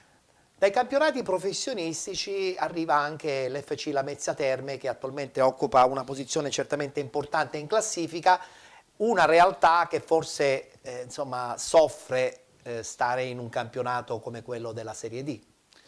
Si potrebbe fare lo stesso discorso del Giarre in merito all'organizzazione della squadra e della società Lamezia, una squadra anch'essa organizzata per il salto di categoria, una squadra composta anch'essa da giocatori forti, da giocatori che provengono da categorie superiori, che sono stati anche protagonisti di vittorie anche di campionati fra i professionisti, e anch'essa ha avuto qualche difficoltà nel programmare l'inizio del campionato. Ora è tra le prime posizioni, quindi è ancora sicuramente c'è tutto il tempo, fra le tutto il girone di ritorno, assolutamente. Pertanto... E quindi diciamo è anche organizzata bene. C'è l'amico direttore sportivo Antonio Mazzei, che abbiamo avuto occasione di conoscere noi qualche anno fa, io personalmente, e quindi sono persone, oltre al nostro ex giocatore del Canicattì Angelo Sorace, che fa parte dello staff, quindi una società molto ben organizzata che sicuramente lotterà fino alla fine per il salto di categoria. Ed è la dimostrazione che quando c'è una società con dei tasselli base interessanti può costruire veramente un progetto di lunga durata. Beh, dico che è fondamentale l'organizzazione societaria per avere ambizioni, ma soprattutto per avere ambizioni di lunga durata.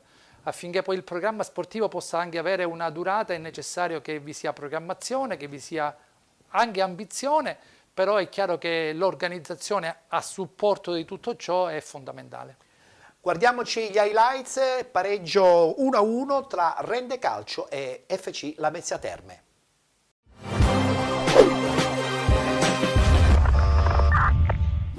Prima partita ufficiale del 2022 e ultima del girone di ritorno per il Lamezia Terme, che affronta allo stadio Marco Lorenzon di Rende la formazione biancorossa. Mister Campilongo nell'11 titolare decide di schierare due degli ultimi arrivati, facendo debuttare in giallo-blu Sabatino e Amenta. Il Rende ha un ottimo inizio di partita e al 7° minuto trova il gol del vantaggio con una splendida conclusione di Dardini al limite dell'area.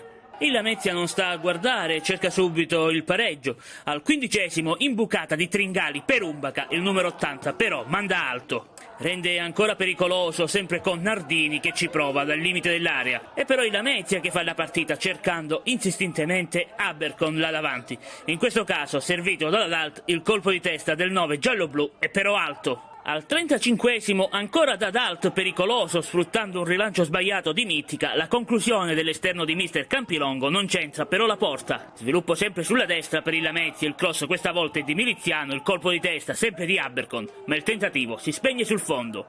A 1 minuto dal termine ci prova Maimone su punizione dopo il tocco di Sabatino, senza però fortuna. 60 secondi più tardi invece cross al centro di Dadalt, sempre di testa Abercon, Mittica controlla. Il secondo tempo vede sempre il Lamezia Terme alla ricerca del gol del pari, sfruttando bene anche l'auto di sinistra, ci provano prima Umbaca arrivando fino in fondo senza però fortuna. Poi Amenta con un cross per Dadalt, sul quale però Mittica respinge con i pugni. Il portiere biancorosso si supera al 6° minuto quando respinge il colpo di testa ravvicinato di Maimone, ben servito da Salandria. Il Lamezia cerca ancora la rete del pareggio, ci provano prima Tringali dalla distanza.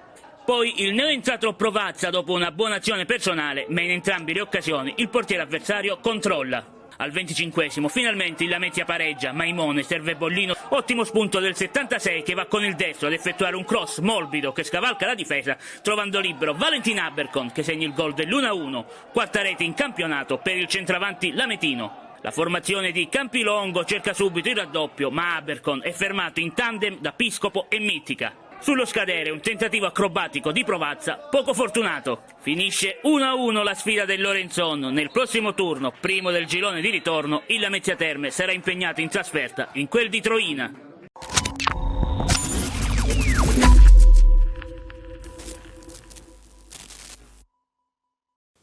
E parliamo adesso della San Cataldese che purtroppo cade in casa contro il Portici. Una San Cataldese, direttore, che comunque ha dimostrato con il cambio in corsa che tutto è fattibile in Serie D.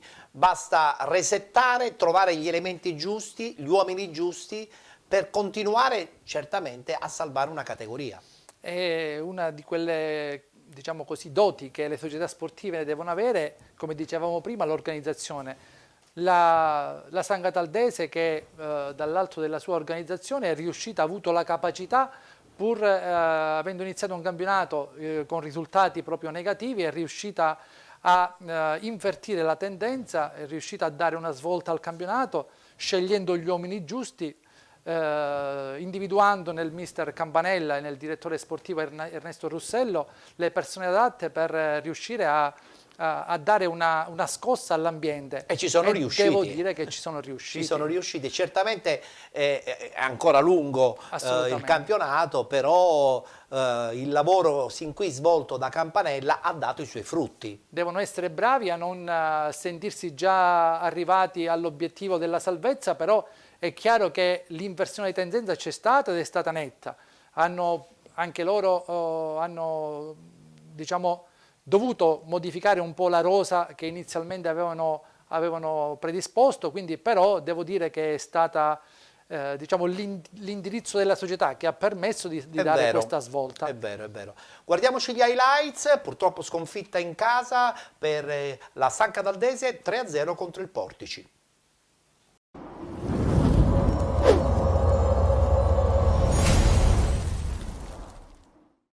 L'arbitro del match di oggi è il signor Tricarico della sezione di Verona, coadiuvato dagli assistenti Cerrato e Storgato. Inizia San Cataldese Portici, salvo in avanti, bene per Balistreri che mette giù col petto, l'appoggio per Brunetti, ancora Brunetti per Balistreri, il mancino. Arriva il fischio dell'arbitro, c'è addirittura il tentativo di conclusione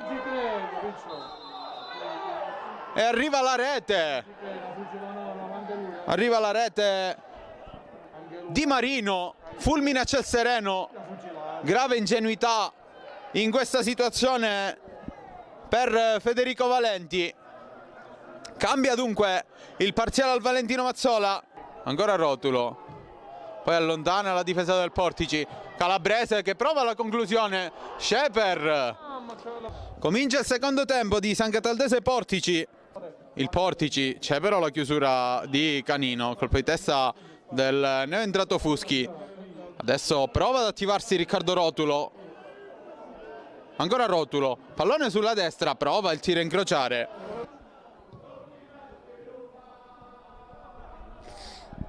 Attenzione, il pallone in avanti, arriva. Il gol del 2-0 per il Portici. Minuto quinto nel corso della ripresa. Ha segnato Filogamo. Qui perde ancora palla la San Cataldese. Portici adesso si può distendere. Marino che sbaglia il tiro che avrebbe portato il Portici sullo 0-3. Adesso il Portici può concludere per lo 0-3. C'è una deviazione di Fuschi. La battuta, il cross, il colpo di testa di Tuccio che incredibilmente centra Sheper. Si può distendere ancora il Portici sulla destra con Carotenuto, ancora Carotenuto, prova la conclusione. Attenzione a Manfrellotti che prova la conclusione di destro. Attenzione al pallone per Liga che la tiene in campo. Ancora Liga per Canino. Canino mette un buon cross, il colpo di testa alla parte di Sheper e poi il colpo di testa di Emanuel Manno arriva su posizione irregolare proprio del numero 15. completamente sbilanciata la San Cataldese. Silvestre arriva fin dentro l'area, c'è la deviazione sulla conclusione di Silvestre, grande intervento, ci prova Brunetti, conclusione violentissima quella del numero 10. Sheper deve alzare il pallone in calcio d'angolo e qui può partire adesso il contropiede del Portici con Romano, con Scala, perdonatemi, ancora Scala arriva fino in fondo e chiude la partita. 0-3 Portici quando siamo al minuto 42 della ripresa. Il rinvio di Sheper, arriva anche il triplice fischio del direttore di gara. Finisce qui San Cataldese Portici sul risultato di 0-3. Ricordiamo i marcatori: al 18° del primo tempo la rete di Marino, al secondo tempo, al 5° minuto Filogamo e poi al 42° il contropiede di Scala.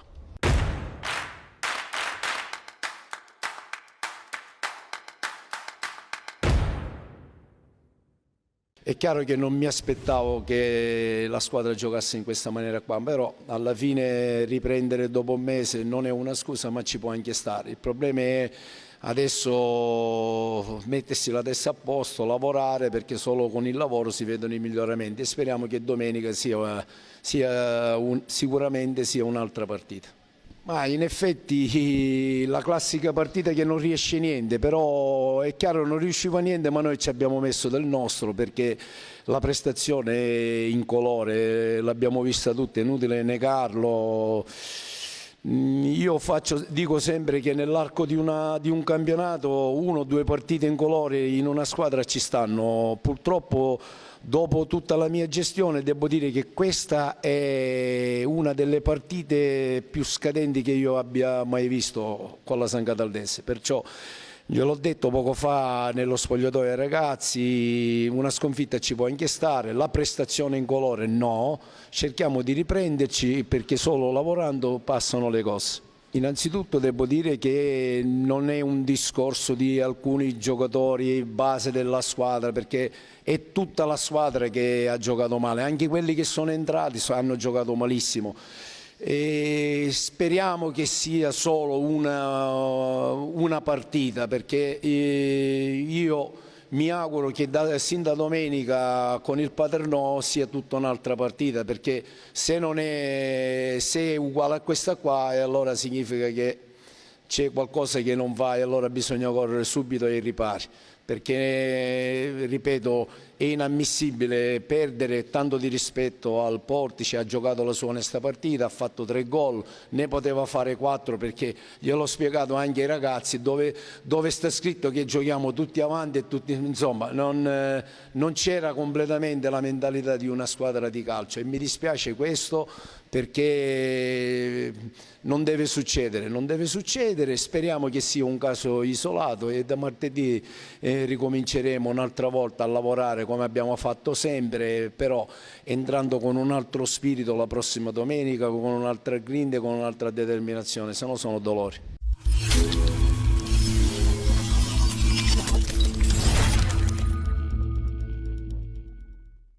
E concludiamo il quadro riguardante la Serie D con una domanda che voglio fare al vicepresidente del Canicattì, Fausto Giacchetto, una domanda inerente a quella che possibilmente è la squadra vincente di questo girone, perché attualmente ci sono 3-4 squadre che ambiscono la vittoria finale. Chi vede favorita?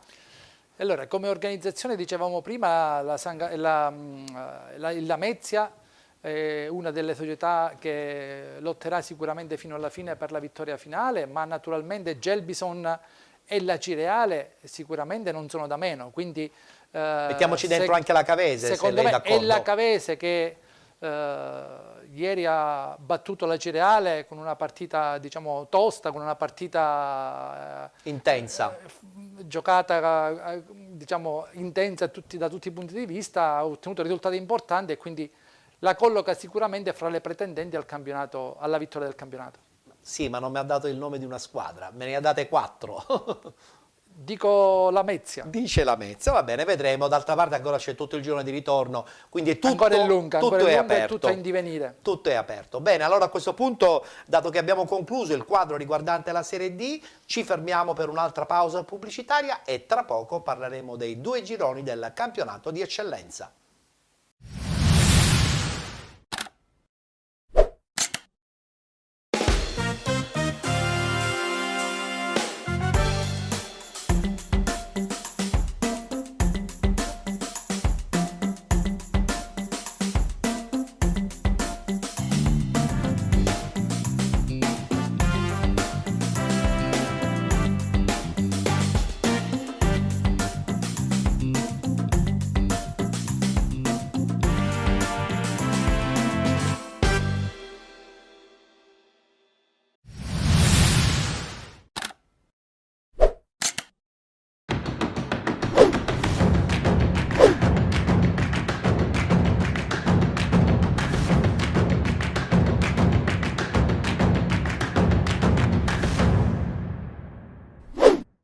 Siete con Penalty su Gold 78 HD, canale 78 del digitale terrestre, in onda ogni martedì sera a partire dalle ore 21 e poi la replica anche il mercoledì. Sottolineiamo che siamo anche in diretta in questo momento su Radio Mood attraverso il sito www.radiotvmood.com. Parliamo del campionato di eccellenza ed iniziamo con il girone A.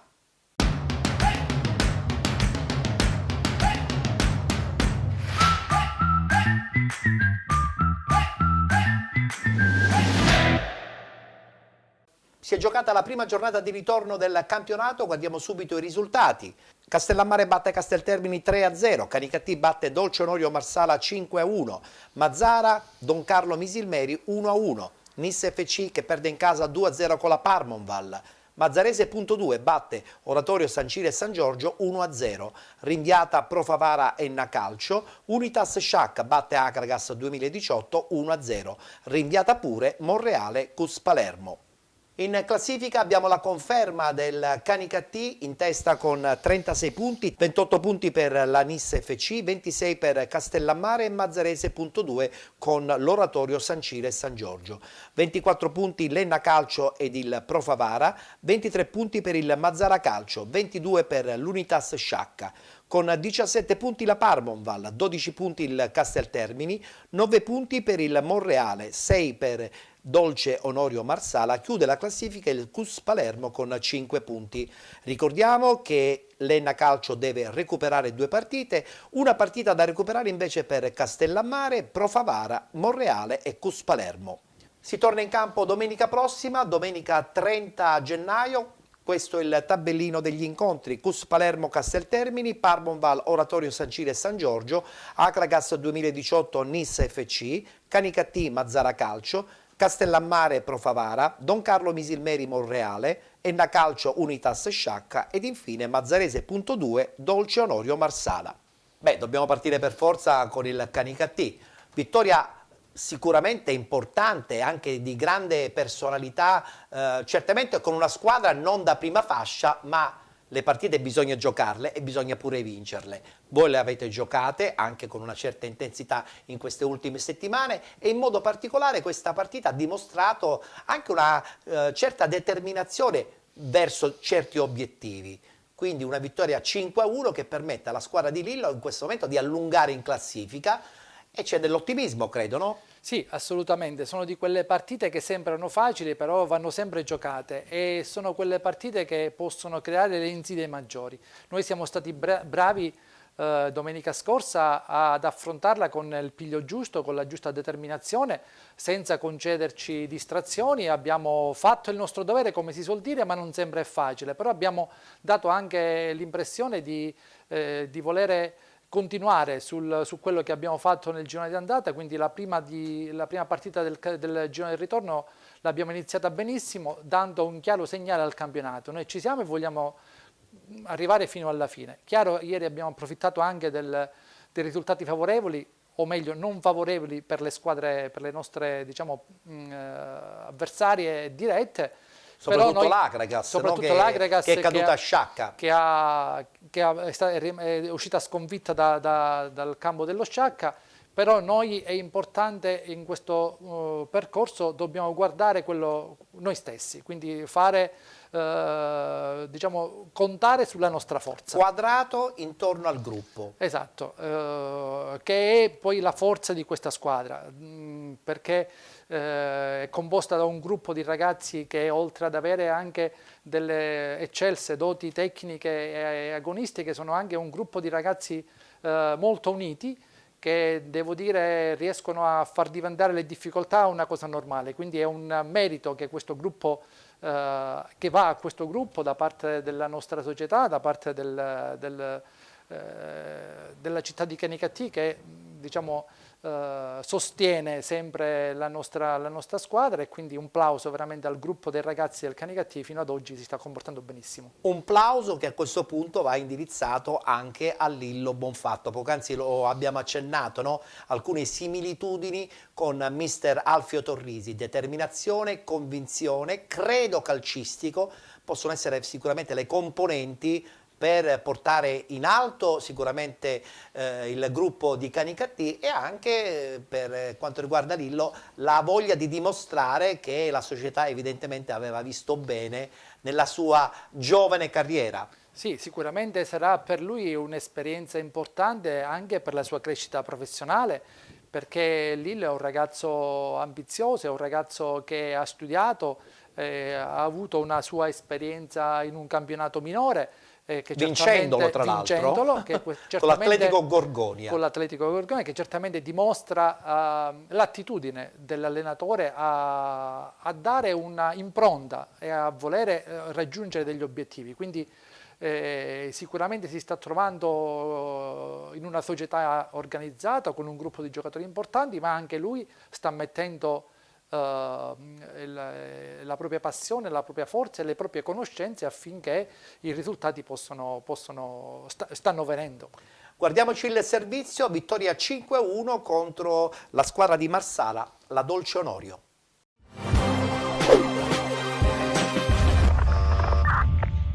Sedicesimo turno del campionato di eccellenza siciliana, si torna finalmente in campo al Mariano di Dia di Strasatti. Il Canicattì rende visita alla Dolce Onorio Marsala, dirige l'incontro il signor Alberto Natale Amore della sezione di Ragusa, coadiuvato da Canale e Fardella di Palermo. Passiamo dunque al film di questa sfida grazie alle immagini che ci giungono da Mario Carpinteri. All'ottavo di gioco recupero palla di Garufo per Iraci che mette dentro per Gueye, fermato in extremis da Meo, maturerà però il gol del vantaggio Racinaro al quarto d'ora, azione ben sviluppata sul binario mancino, palla messa dentro per Gueye, anticipato da Muiala che batte Furnari per il vantaggio biancorosso. 0-1 al Mariano di Dia, all'autorete di Muiala. Vale il vantaggio del Canicattì al 25esimo, Morana per Gueye che si invola verso Furnari, l'attaccante viene toccato dal portiere, lascia proseguire il direttore di gara. Alla mezz'ora continua a insistere i Racinari con Garufo che scodella per Dioppo davanti a Furnari, però mette fuori. Al 33esimo però la sfera arriva sui piedi di Rosella che pareggia i conti battendo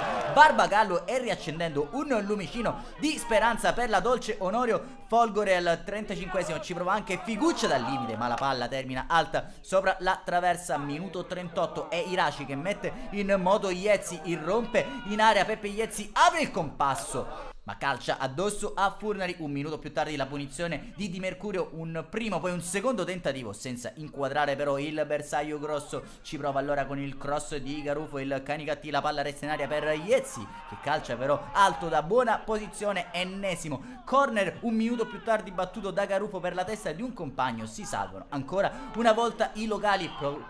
Proprio prima del duplice fischio però arriva il vantaggio ospite con Iraci per Prezzabile, il cui colpo di testa viene fermato, ma sulla ribattuta Raimondi con questa acrobazia regala il vantaggio al Canicattì. 1-2 al Mariano di Dia. La rete di Filippo Raimondi segue solo il duplice fischio del direttore di gara. Canicattì che quindi torna avanti, mette la freccia grazie alla rete di Raimondi che fa il paio con l'autorete di Muiala, solo vedi da Bellini. Invece il parziale 1-1 di Rosella inizia con un cambio, la ripresa dentro Prividera per Morana, arriva anche la rete di Garufo direttamente da calcio piazzato, non posizionata perfettamente la barriera da parte di Furnari. Poco dopo l'ora di gioco viene richiamato in panchina anche Prezzabile al suo posto dentro Caternicchia. Minuto 64, è il momento di Federico Matera in luogo di Gueye.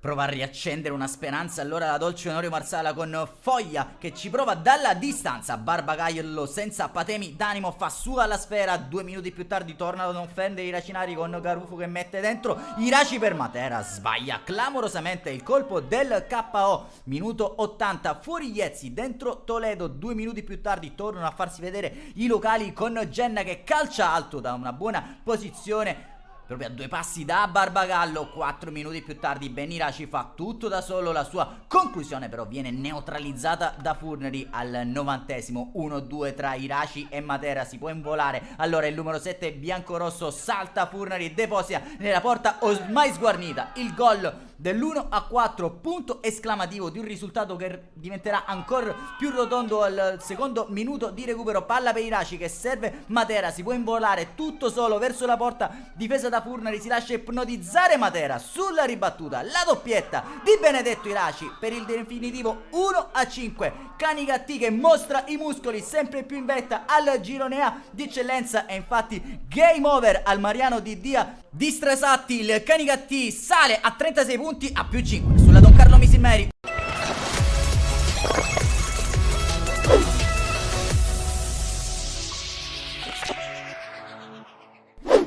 Domenica si torna in campo, ma c'è da affrontare un Mazara che è tosto, soprattutto con la nuova campagna acquisti, ha dimostrato che vuole stare nel gruppo vincente. Sicuramente domenica sarà una partita difficile perché il Mazara si è riorganizzato, ha cambiato allenatore e ha scelto un allenatore di grande esperienza, ma anche di grande capacità. È riuscito a riorganizzare la squadra, hanno rinnovato il parco giocatori, hanno rinnovato la rosa e già domenica scorsa contro il Misilmeri sono stati protagonisti di una gara importante che potevano anche vincere, quindi è chiaro che il Mazara è una squadra che seppure non occupa le prime posizioni della classifica, però sarà un ostacolo difficile da affrontare, una squadra difficile. Difficilissima.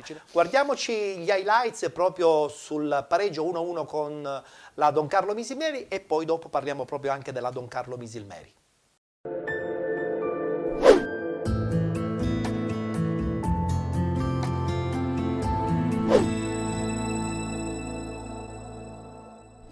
Adesso l'Amraoui controlla un pallone, entra in area dal vertice destro, prova a mettere in mezzo dove c'è Matos, la palla però viene poi bloccata in due tempi da Zummo. Il numero 10 del Mazara prova a scappare sulla sinistra inseguito da Gianni Livigni, mette in mezzo l'Amraoui per Mendy, arriva una deviazione, poi la scivolata di Bulades. La Don Carlo Misilmeri resta però in proiezione offensiva sulla fascia sinistra. Vediamo che c'è un cross in mezzo dalla fascia sinistra, arriva l'intervento di Pizzolato. Tanto batte Piero Concaldi la punizione, a cercare il colpo di testa. Ancora Concaldi sul punto di battuta, prova uno schema la Don Carlo Misilmeri, poi arriva l'intervento di testa di Lombardo ad allontanare il pericolo. Palla che finisce sui piedi di Concaldi, che prova a mettere in mezzo, arriva il colpo di testa. Dunque ospiti che stanno provando ad accelerare in questa fase del match dopo diverse occasioni per il Mazara. Attenzione, intanto c'è un suggerimento di Concaldi, fischio dell'arbitro che arriva adesso. Concaldi prova a mettere in mezzo, arriva alla deviazione di Giuseppe, palla che si stampa sul palo. Va lo stesso Costantino che prova a mettere in mezzo dove c'è all'intervento di Mendy. La palla anche in questo caso non ne vuole sapere di entrare. Abate, il quale prova il lancio in avanti per Bulades. Lancio stavolta preciso per il numero 7 che entra in area dalla destra.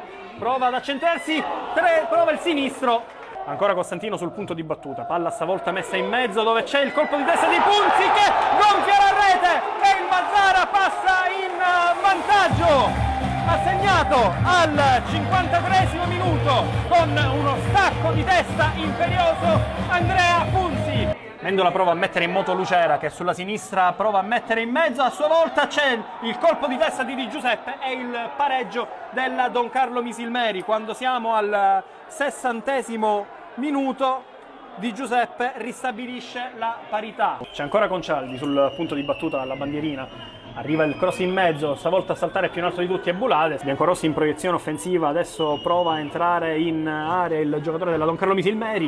Il numero 8 cerca di mettere in mezzo, c'è Mendy a staccare di testa. Poi Maniscalchi riconquista palla su Lucera. Maniscalchi serve Mendy al limite dell'area. Il norvegese supera un avversario e tira col sinistro. Arriva la parata di Zummo. Il lancio in avanti da parte di Pellegrino. Lancio preciso per Lucera che prova il tiro dal limite dell'area. Poi Di Peri, palla per Federico che supera un paio di avversari e prova il sinistro a giro. Palla per Federico sull'8 di destra. Federico prova il lancio in avanti per Mendy che combatte con Cerniglia. Il numero 8 finisce a terra. C'è Mendy davanti al portiere, sbaglia clamorosamente il controllo il norvegese e favorisce così l'intervento in uscita di Zummo. Calcio d'angolo. Concaldi prova a dialogare con Lucera che supera Maniscalchi e mette in mezzo dove non trova però compagni. C'è Mondino dall'altra parte. Mondino supera Bulades che Mondino finisce giù e l'arbitro concede il calcio di rigore.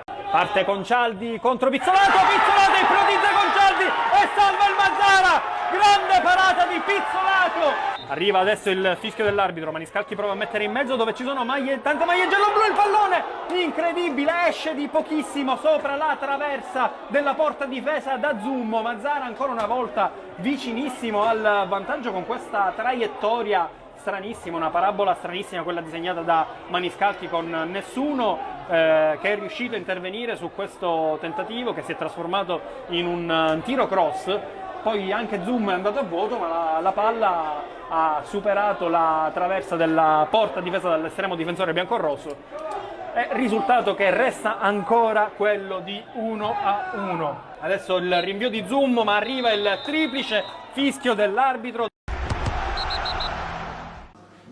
È stata una partita da ripresa, perché naturalmente era un mese e mezzo che non si giocava. Noi siamo arrivati secondo me benissimo a questa gara.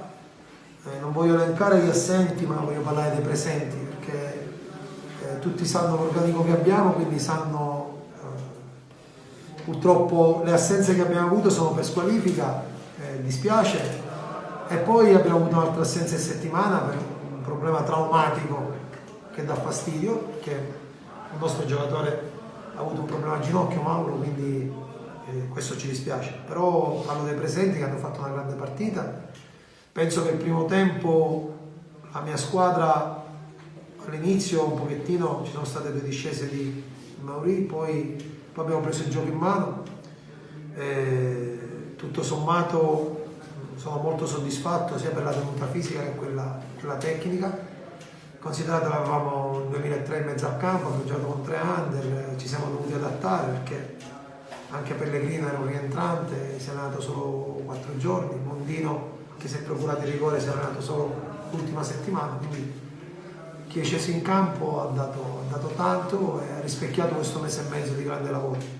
Dispiace perché poi alla fine la squadra è rimasta in 10, ha tenuto botta, alla fine abbiamo creato il presupposto per vincerla e purtroppo non siamo riusciti a vincerla. Penso che se avessimo vinto questa partita nessuno avrebbe messo bocca, come faccio anche i complimenti a Mazzara che ha disputato una grande gara, naturalmente una squadra rinnovata con 7 giocatori nuovi e quindi faccio i complimenti perché hanno fatto una partita gagliarda. Comunque lo sapevamo che non era facile venire a giocare qui, soprattutto adesso che hanno cambiato un po' tutta l'intelaiatura e hanno è una squadra più quadrata, però tutto sommato questo deve essere il nostro ritorno, una squadra battagliera, una squadra che copre bene il campo, che se la gioca con chiunque, che soffre e che sa che ha grandi possibilità di giocarsela fino alla fine attraverso il sacrificio, l'umiltà, che è la cosa più importante. Poi gli episodi possono essere a favore, a sfavore, questo ne prendiamo atto, però mettiamo dentro il nuovo risultato tutto consecutivo perché questa squadra non perderà 9 partite in un campo difficile, ripeto, e siamo molto, molto contenti. Sì, è stata una partita aperta a qualsiasi risultato, giocata da tutte e 2 le squadre a viso aperto, appunto per vincere, sia da una parte che dall'altra. Abbiamo incontrato una squadra sicuramente forte, e la posizione in classifica lo dimostra, una squadra che sicuramente ha già delle certezze perché è una squadra che ha già fatto un girone d'andata e quindi anche oggi ha dimostrato il proprio valore.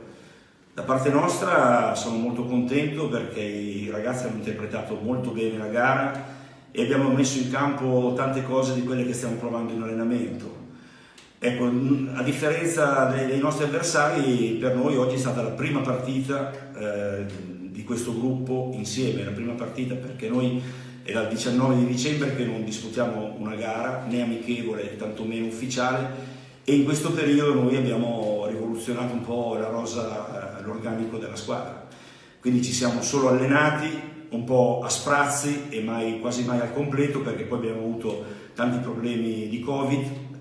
E quindi oggi ci siamo ritrovati come se fosse una squadra che dopo una settimana di ritiro fa la prima partita e direi che abbiamo superato molto bene l'esame e da qui, come ho detto ai ragazzi, noi dobbiamo assolutamente partire, dobbiamo essere contenti di quello che abbiamo fatto, anche perché abbiamo costruito veramente tante occasioni da gol, Poi siamo andati in vantaggio, abbiamo subito il pareggio e per poco alla fine la beffa il calcio di rigore, e se avessimo perso sarebbe stato sicuramente una beffa, però ci sta anche questo, perché il calcio è fatto di queste cose.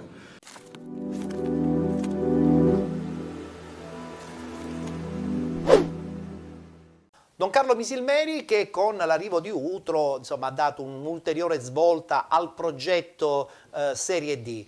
È chiaramente in questo momento al secondo posto di questo girone A del campionato di eccellenza. È una squadra difficile da battere però. È una squadra forte, è una squadra talentuosa, composta da giocatori di categorie superiori, è guidata da un ottimo allenatore, di un allenatore che è l'anno scorso allenava in Serie D, ma è stato anche protagonista della vittoria del campionato con il Marina di Ragusa, e quindi sicuramente sarà una delle protagoniste fino alla fine del campionato di eccellenza, e sicuramente sarà una delle avversarie del Canicattì per la vittoria finale, insieme all'Agregas. Certamente in questo girone ci rendiamo conto che ci sono 6-7 squadre ambiziose, sarà veramente un terno all'otto già arrivare ai playoff.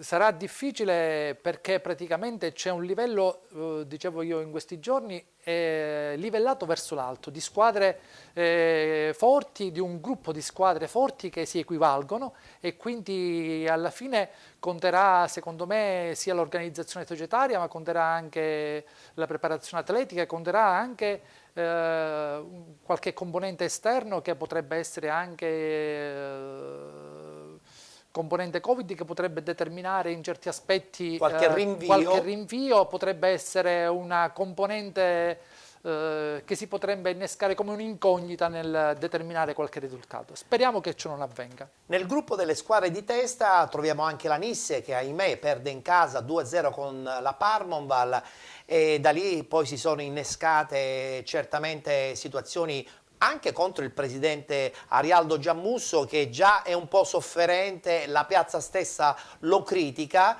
anche se di recente una lettera da parte dei tifosi di apertura, cercando di convincere sempre di più il presidente Giammusso a far sì che questa Nissa possa ancora ambire ad una potenziale promozione. Allora, sicuramente la Nizza si era resa protagonista di una partenza brillante, di una squadra che era a pieno titolo inserita tra le pretendenti alla vittoria finale. Poi con l'andare del campionato, con l'andare del girone di andata, un po' ha perso in teoria questa ambizione, probabilmente perché apparentemente la squadra si è indebolita, ha lasciato partire qualche giocatore importante, però devo dire che comunque l'organico della lista è un organico composto da giocatori giovani, da giocatori che comunque hanno fatto bene fino adesso, che è importante per la realtà di Caltanissetta che continui nel tempo, perché il presidente Giammusso sta dando tanto allo sport nisseno, e quindi sarebbe giusto che si trovasse un'intesa anche con la tifoseria, perché è chiaro che è una piazza troppo importante. Una piazza così importante. È una piazza troppo importante. È un peccato perdere la passione e la disponibilità di un presidente come il presidente Giammusso, che potrebbe essere una risorsa.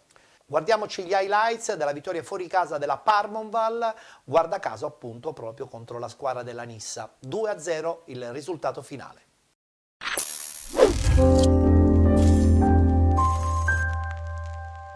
Riparte il campionato di eccellenza siciliana, si gioca per la 16ª giornata, la prima del girone di ritorno allo stadio Palmintelli di Caltanissetta. La Nissa ospita la Parmonval, punti in palio molto pesanti per entrambe le formazioni. La Nissa chiede strada per risalire la classifica, per riavvicinare le zone di vertice. La Parmonval deve invece allontanare la zona play-out. Terna arbitrale tutta di Acireale, e infatti fischia il signor Alessio Marino, assistenti Joseph Grasso e Alessio Reitano. Partiamo col film del primo tempo, prima offensiva dopo 2 minuti, tiro cross di Mazzoni, non ci arriva Camarà al 10°, Priola triangola con Santoro, il pallone viene appoggiato per Camarà in area di rigore, va all'1 contro 1, prova la conclusione, viene respinta da Francesco Tarantino. Scattiamo fino al 12°, il tentativo della Parmonval con Jack Serio, si libera dell'avversario, scaglia la conclusione sul fondo. Al quarto d'ora calcio di punizione di Rappa, Cariodo alza sopra la traversa, al 21° si sblocca la partita, corner di Rappa, batti e ribatti, in area di rigore. Alla fine la Mattina si ritrova la sfera sul mancino, riesce a girare sul palo più lontano, la Parmonval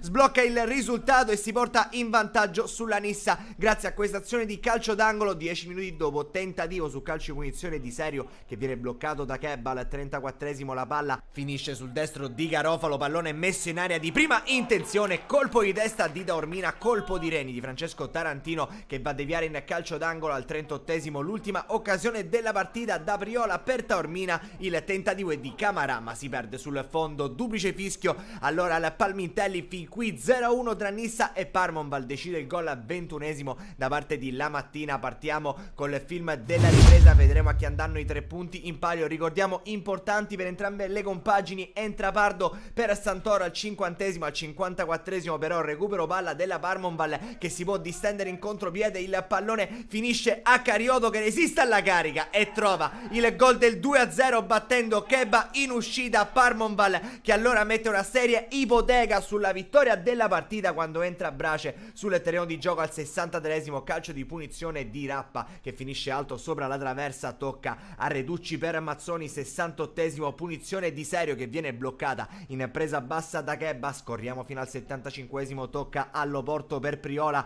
All'80esimo Garofalo serve Danca, il pallone in aria dove c'è Reducci, difende il pallone, tenta il tentativo che Francesco Tarantino riesce ancora una volta in calcio d'angolo dal corner che ne segue, occasione per riaprire la partita della Nissa ma il colpo di testa di Reducci finisce fuori, tocca a Ferraro per Danca al 90esimo, contropiede della Parmonval che potrebbe chiudere la partita con il tris a tu per tu con il portiere Kebba. Serio si fa ipnotizzare la sfera, poi tocca anche il palo e torna tra le braccia del portiere della Nissa. Termina così al Palmintelli, comincia con una sconfitta il 2022 della Nissa che perde per 2-0 contro la Parmonval. Un saluto e come sempre alla prossima.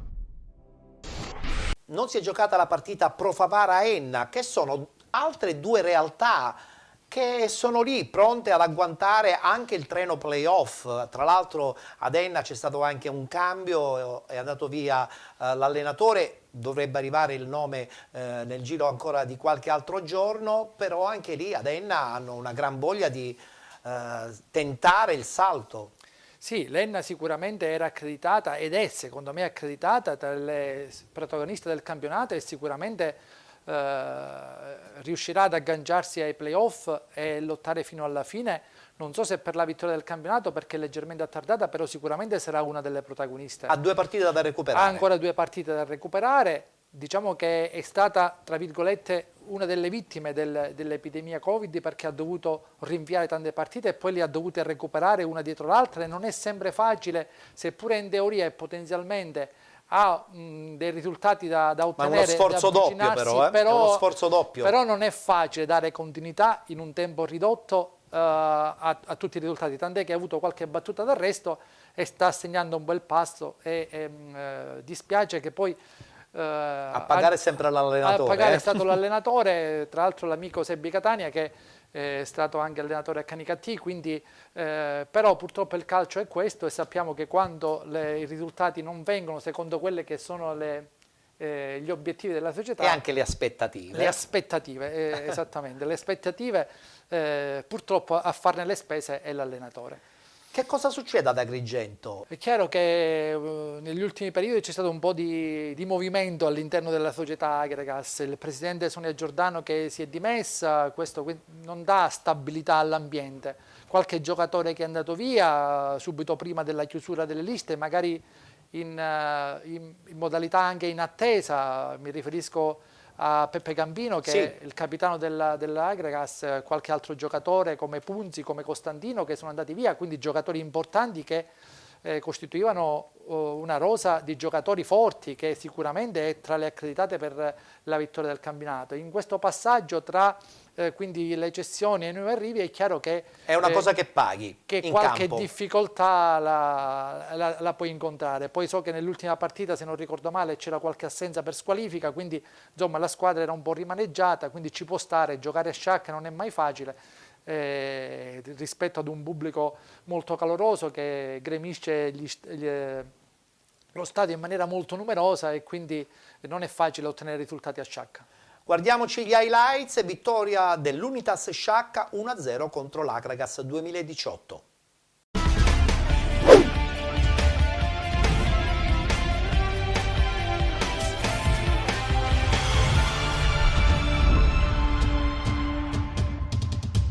Amici sportivi, benvenuti allo stadio Gurrera di Sciacca. Un saluto da Davide Sardo. Si torna a giocare nel campionato d'eccellenza Girone A. Ecco la prima di ritorno ed ecco il derby Sciacca-Akragas, una partita importantissima per i biancoazzurri. Dirige la partita il signor Adrian Lupischi di Albano Laziale. Quinto minuto di gioco, angolo Akragas, Prestia. Il sinistro vanno a saltare anche Tuniza e Cipolla, i difensori centrali dell'Akragas. È pronto Prestia, ecco il suo cross sul primo palo, la palla filtra, D'Amico fa buona guardia, prima emozione della partita, targata Akragas. E riparte l'Akragas con l'argentino Piuca che prova a servire Prestia di testa d'Agata, poi Majorano per Baio, la palla ancora per l'Akragas. Attenzione, palla in aria, c'è un contatto sospetto, non protesta la Vardera. Adesso punizione per Licata, fischia l'arbitro, parte Rosario Licata, la conclusione, palla nettamente alta sopra la traversa. Idoiaga che punta il giovane Baio, ancora Idoiaga che ha segnato all'andata all'Esteneto de Agrigento, il cross, la palla filtra, attenzione, Cipolla in calcio d'angolo, 13° della ripresa. Rosario Licata per il calcio d'angolo Sciacca, palla sul primo palo, attenzione di testa Ciancimino, c'è un tocco e sarà calcio d'angolo. Majorano scivola D'Agata, allora Prestia, la palla filtra, attenzione, super parata di D'Amico. D'Agata, Torres, Sant'Angelo con la testa, ha segnato lo Sciacca, l'ex Sant'Angelo punisce l'Akragas al 22° della ripresa, Sciacca 1, Akragas 0. Non esulta l'ex akragantino Sant'Angelo. Si sblocca il derby, ha segnato lo Sciacca, Sciacca 1, Akragas 0, rete di Sant'Angelo.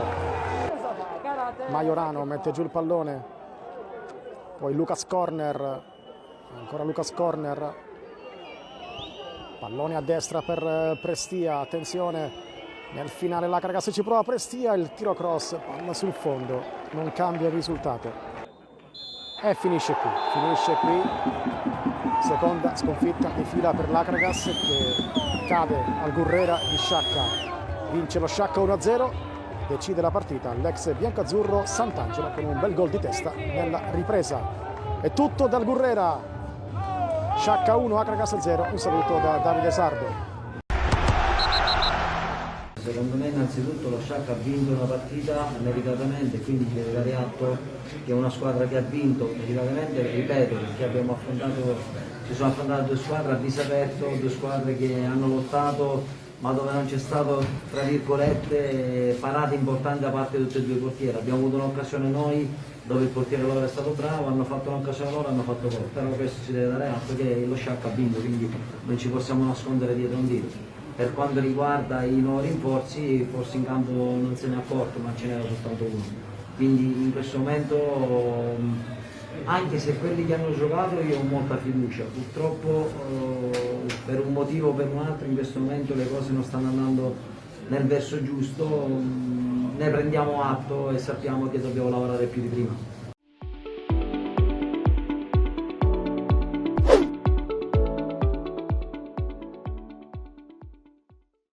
Tra l'altro adesso domenica c'è lo scontro contro la Nissa, quindi anche in questo caso sarà uno scontro tra due realtà che in questo momento stanno un po' soffrendo. Stanno un po' segnando il passo, però è chiaro che l'Akragas è favorita da un punto di vista... Beh, gioca in casa intanto, gioca in casa, però sono sempre partite da giocare. Allora facciamo un quadro completo di questo ingarbugliato girone A. In testa abbiamo il Canicattì. Al secondo posto abbiamo la Don Carlo Misilmeri con l'Akragas 2018 e già sono 3 le squadre.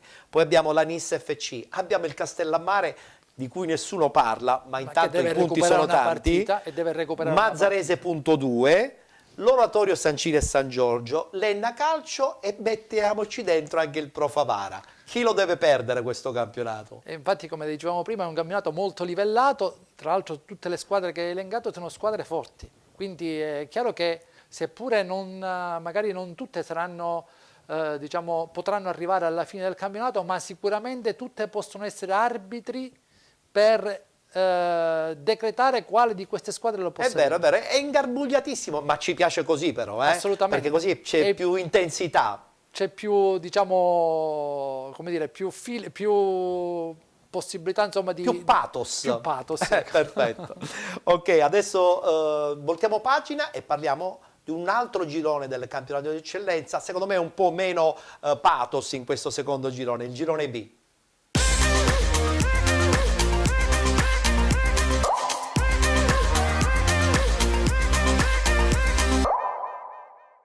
Anche in questo caso, prima giornata di ritorno, guardiamo subito il tabellino dei risultati. SC Palazzolo batte Atletico Catania 5-0, Città di Siracusa, Città di Taormina 1-1, Igea 1946 batte Santa Croce 4-0. Rinviate le partite Ionica FC Carlentini e Leonzio 1909 Real Siracusa Belvedere. Ragusa Calcio batte Acicatena 2-0 ed infine Nebros batte Virtus Ispica 2020 2-1. In classifica la conferma per quanto riguarda le due squadre di testa, l'Igea 1946 che insegue ancora il Ragusa Calcio che attualmente occupa la prima posizione con 39 punti, con 36 la squadra messinese, con 30 punti la Ionica FC, 27 punti per il Carlentini, 26 punti per il Città di Taormina, con 24 Nebros, 23 Città di Siracusa, con 21 l'SC Palazzolo, 19 punti per la Leonzio 1909, 15 per la Cicatena, 14 punti Real Siracusa e Belvedere, con 13 punti Virtus Ispica 2020, 10 punti per il Santa Croce, 9 punti per il Città di Via Grande, 0 punti per l'Atletico Catania. Ricordiamo che Ionica FC, Carlentini, Città di Taormina, Leonzio 1909, Real Siracusa Belvedere e Città di Via Grande debbono recuperare una partita. Guardiamo il tabellino anche della prossima giornata, si giocherà domenica 30, gli incontri saranno i seguenti: Città di Taormina Leonzio 1909, Acicatena Atletico Catania, Carlentini Città di Siracusa, Città di Via Grande Virtus Ispica 2020, Nebros Igea 1946, Real Siracusa Belvedere Ragusa Calcio ed infine Santa Croce Ionica FC. Ed iniziamo dal big match che si è giocato a Siracusa tra il Città di Siracusa ed il Città di Taormina. È finita 1-1, Siracusa un po' attardato ed il Taormina che a questo punto tenterà la carta quantomeno dei playoff. Eh sì, valutando un po' la classifica è chiaro che Ragusa e Igea sono un po', diciamo, con il Ragusa leggermente favorito, sono le squadre che probabilmente lotteranno fino alla fine per la vittoria del campionato. Le altre dovranno così inseguire cercando di trovare la migliore posizione per disputare i playoff. Playoff quindi, che sono un terno all'otto però, no, Presidente? Sono un terno all'otto. È chiaro che sono partite difficili perché sono partite secche, partite che hanno dei risultati particolari, quindi non è semplice, però è sempre un'opportunità che rimane per cercare di fare il salto di categoria. Assolutamente. Guardiamoci gli highlights, la partita si è conclusa 1-1 tra Città di Siracusa e Città di Taormina.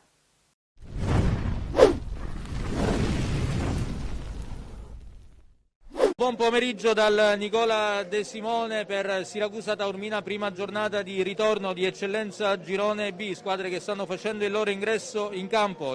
Tra poco dunque via a Siracusa Taormina. L'arbitro si guarda intorno, dovrebbe essere tutto pronto? Sì, fischio d'inizio col Siracusa che manovra il primo pallone del match. Va Ricca col destro, Selin! Riesce il portiere a deviare, in tuffo, occasionissima. Padovani li riallarga per Schisciano. Nuovo traversone, la palla è lì e sembrava un intervento di mani. Si accentra Montagno, prova il destro, respinge il portiere Cirnigliaro. Buona la lettura difensiva di Peppe Puzzo che lancia Montagno, 3 contro 3. Montagno in aria, Montagno, messo giù. Va Montagno per Selin! Colpo di testa di Montagno, quest'altro di Selin, Schisciano per Mascara, limite dell'area, Mascara, ancora lui il destro, gol! Rete! Marcello Mascara, Siracusa 1, Taormina 0 al quinto minuto, si sblocca al 50°, il punteggio al De Simone ci pensa lui, Marcello Mascara, sembrava aver perso il tempo, era stato rimontato, non ha perso la lucidità e alla fine l'ha messa dentro, prova a mettersi in proprio, Ricca avanza, cost to cost e Ricca! Grande parata di Cirnigliaro, ma la palla è ancora lì, Schisciano sbaglia tutto. Attenzione a Biondo che se ne va, in aria ancora Biondo, esce Scordino, la palla è lì e poi segna il Taormina. Segna il Taormina ed è 1-1 la rete dell'ex di Simone Abate. 1-1. Va col destro Schisciano, Selin non ci arriva neanche De Emanuele. Campo finisce qui dopo 5 minuti e 10 secondi di recupero. 1-1 al decimo tra Siracusa e Taormina. Siracusa che non riesce più a vincere in casa. 1-1 Siracusa-Taormina, tutto nella ripresa.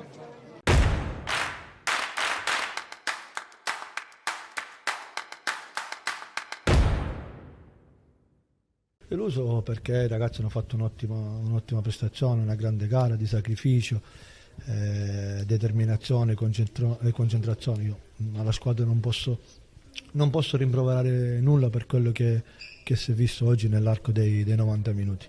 Ormai è da troppo tempo che succedono questi episodi, ce ne facciamo una ragione, è inutile protestare, farsi buttare fuori anche i ragazzi in campo. Bisogna lavorare anche sul fatto psicologico dei nostri ragazzi, ma per quanto la partita di oggi non ho da rimproverare niente a nessuno.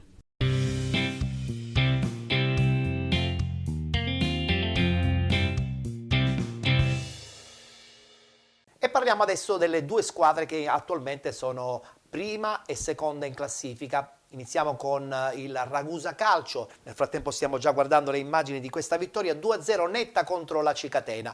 Un Ragusa ancora imbattuto che dimostra di avere forza, quantità, qualità e determinazione, perché sono anche in corsa per quanto riguarda la Coppa Italia. Insomma, quest'anno a Ragusa non si vogliono lasciare sfuggire nulla. Diciamo che Ragusa è tornato alla realtà calcistica di qualche anno fa.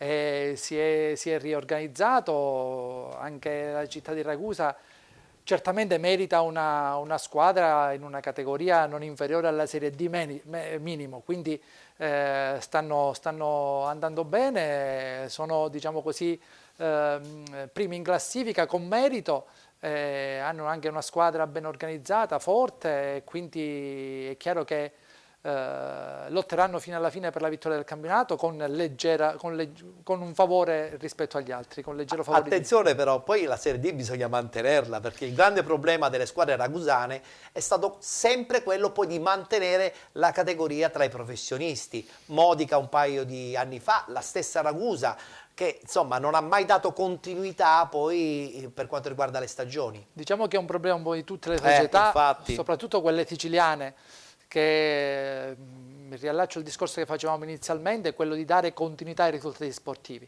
Per questo naturalmente è chiaro che bisogna che vi sia anche una lungimiranza da parte della dirigenza, anche una organizzazione nei settori giovanili, è un discorso che andrebbe, diciamo così, fatto in maniera proprio di organizzazione proprio del calcio stagione, ma va studiato ad inizio stagione. Va studiato ad inizio stagione, ma facendo una programmazione strategica per un periodo lungo, a lungo termine, non soltanto per l'obiettivo vittoria del campionato immediato, e non solo per quello, ma facendo delle programmazioni a lungo termine. È chiaro lì che magari c'entra anche una organizzazione dei campionati, secondo me c'è qualcosa su cui si dovrebbe anche investire per cercare di dare continuità alle realtà sportive, che in questo momento magari con tutte le difficoltà che ci sono non è facile, però è chiaro che la continuità dipende molto dall'organizzazione. Condivido. Guardiamoci le interviste per quanto riguarda il Ragusa Calcio con il presidente Giacomo Puma, ma soprattutto con mister Filippo Raciti.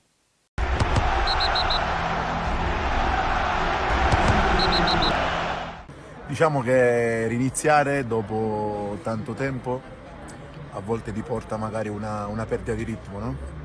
Era comunque importante nei primi minuti, nel primo tempo, sbloccare la partita e metterla nel verso giusto. Ovviamente la difficoltà era elevata.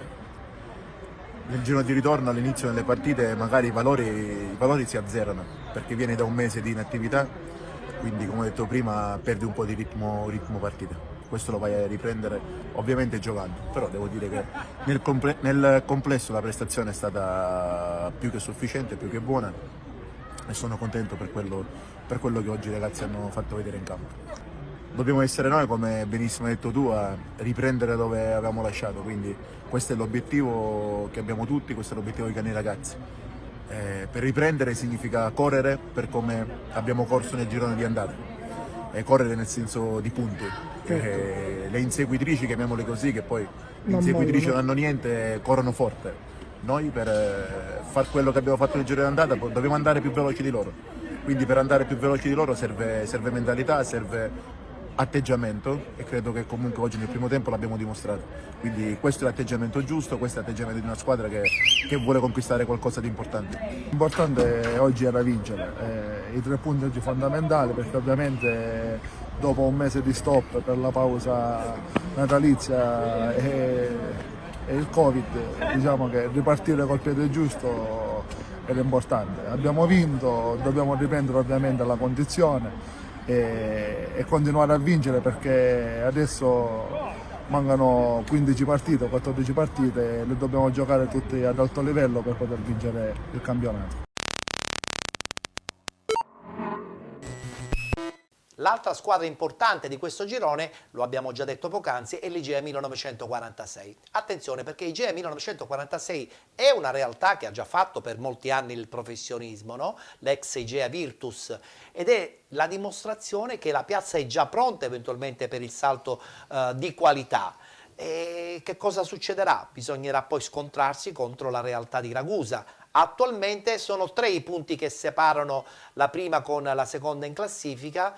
Come vede questo duello Igea-Ragusa? Sono diciamo, anche Barcellona è una città importante, città che nel passato ha disputato campionati di categoria superiore e certo ancora siamo all'inizio del girone di ritorno, ancora ci sono 14 partite. Tutto che sembrano poche ma sono tantissime. Tutto può succedere, sono tantissime, vanno affrontate una alla volta e con la massima concentrazione perché è facile distrarsi, è facile, lì conterà soprattutto secondo me l'organizzazione societaria e quello che sarà la consapevolezza e la convinzione di ciascuna società nell'arrivare all'obiettivo. Anche perché poi dopo se si arriva ai playoff, i playoff bisogna vincerli e poi affrontare tutto un cammino nazionale che è un punto interrogativo. È il percorso dei playoff, seppure affascinante, seppure è difficile, bello da vivere,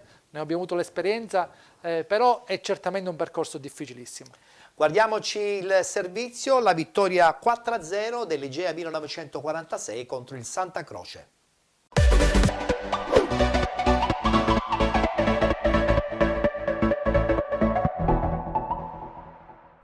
35 giorni dopo l'ultima partita giocata tornano in campo Igea e Santa Croce per la prima di ritorno del girone B di eccellenza. Si gioca sul neutro del Gaetano Scilea di Santa Lucia del Mela per l'indisponibilità dello stadio dal Contres Barone di Barcellona. Parte forte l'Igea che ci prova per 2 volte con De Gaetano, il numero 7, prima calcia di poco, alto sulla traversa al 14esimo e poi con un cross dalla sinistra 2 minuti dopo costringe la difesa bianco-azzurra a rifugiarsi in angolo e proprio dagli sviluppi del corner Cassaro di testa trova sulla linea di porta Mina a negargli la gioia del gol. Il Santa Croce non sta a guardare al 28esimo, è proprio Mina col mancino a costringere agli straordinari Paterniti che si salva in corner. Poi l'Igea torna a spingere al 29esimo, De Gaetano tra i migliori dei giallorossi, per poco non beffa Manno che deve superarsi per evitare la capitolazione. 60 secondi dopo potrebbe sbloccarla Lucarelli, ma da posizione vantaggiosa il 10 giallorosso spara di poco sul fondo, mentre al 31esimo la botta da fuori aria di Doda non c'entra di di poco lo specchio della porta. Bersaglio però che la formazione barcellonese inquadra al 34esimo quando la Spada raccoglie l'ottimo lavoro di Voinà e col sinistro in girata mette alle spalle di Manno il pallone che di fatto spiana i suoi la strada verso la vittoria. 1-0 per l'Ige, gol numero 6 in campionato per la Spada, il 7° stagionale. Il Santa Croce sembra accusare il colpo rischiando un minuto dopo di incassare anche il raddoppio dei giallorossi, ma solo il decisivo intervento di Manno nega a Voinà la rete del 2-0. Prima dell'intervallo però il Santa Croce torna a bussare alla porta di Paterniti con la perfetta zuccata di Paulo Spinner che centra in pieno la traversa. Ma nella ripresa l'Igea torna subito ad attaccare sfiorando a più riprese il raddoppio, prima con Voinà il cui mancino è ben respinto di piedi da Manno, poi con Assensio il cui piazzato esce al lato per questioni di centimetri, quindi con De Gaetano che aggancia in area il perfetto cross di Voinà ma poi spara alto sulla traversa, e infine con la Spada che lanciato in area da Franchina chiama Manno alla parata in angolo. Gli sforzi dei giallorossi però vengono premiati al minuto 62 quando il signor Caruso concede loro il calcio di rigore per un presunto tocco di mani di Fernandez sulla punizione calciata da Assensio. Dagli 11 metri lo stesso Assensio batte Manno facendo così Igea 2, Santa Croce 0, e per Assensio è la 7ª rete in campionato. Nonostante il passivo di 2 gol, la formazione ospite tenta di rientrare in partita e 2 minuti dopo sono ancora i Legni a negare, questa volta a Floridia, il gol dell'1-2. Poi Ligia potrebbe calare il tris, ma l'estremo biancoazzurro Manno per 2 volte dice di no alle conclusioni di La Spada al 26esimo e De Gaetano un minuto più tardi. La partita diventa vincente con repentini capovolgimenti di fronte che portano in 3 circostanze il Santa Croce alla conclusione, con Leone al 77esimo, Paterniti blocca in tuffo, Iozia 60 secondi dopo ma ancora Paterniti risponde presente, e Fernandez al minuto 78 che da posizione vantaggiosa sciupa tutto calciando fuori l'assist di Leone. Non sbaglia invece all'85esimo l'Igea quando Stassi riprende la corta respinta di Manno sul colpo di testa di De Gaetano e a porta vuota mette dentro il pallone che vale il 3-0 giallorosso. Per Stassi si tratta della prima rete in maglia Igea. Al 90esimo il Santa Croce ci prova ancora con la botta di capitano Iozia che si perde di poco al lato, ma 2 minuti più tardi l'Igea cala il poker grazie allo scatenato Stassi che raccoglie la pennellata di Lucarelli e di testa firma il gol del definitivo 4-0 per i giallorossi e la sua doppietta personale. Con questo successo l'Igea si conferma sul secondo gradino del podio con 36 punti a meno 3 dalla vetta, mentre il Santa Croce rimane in terzultima posizione con 10.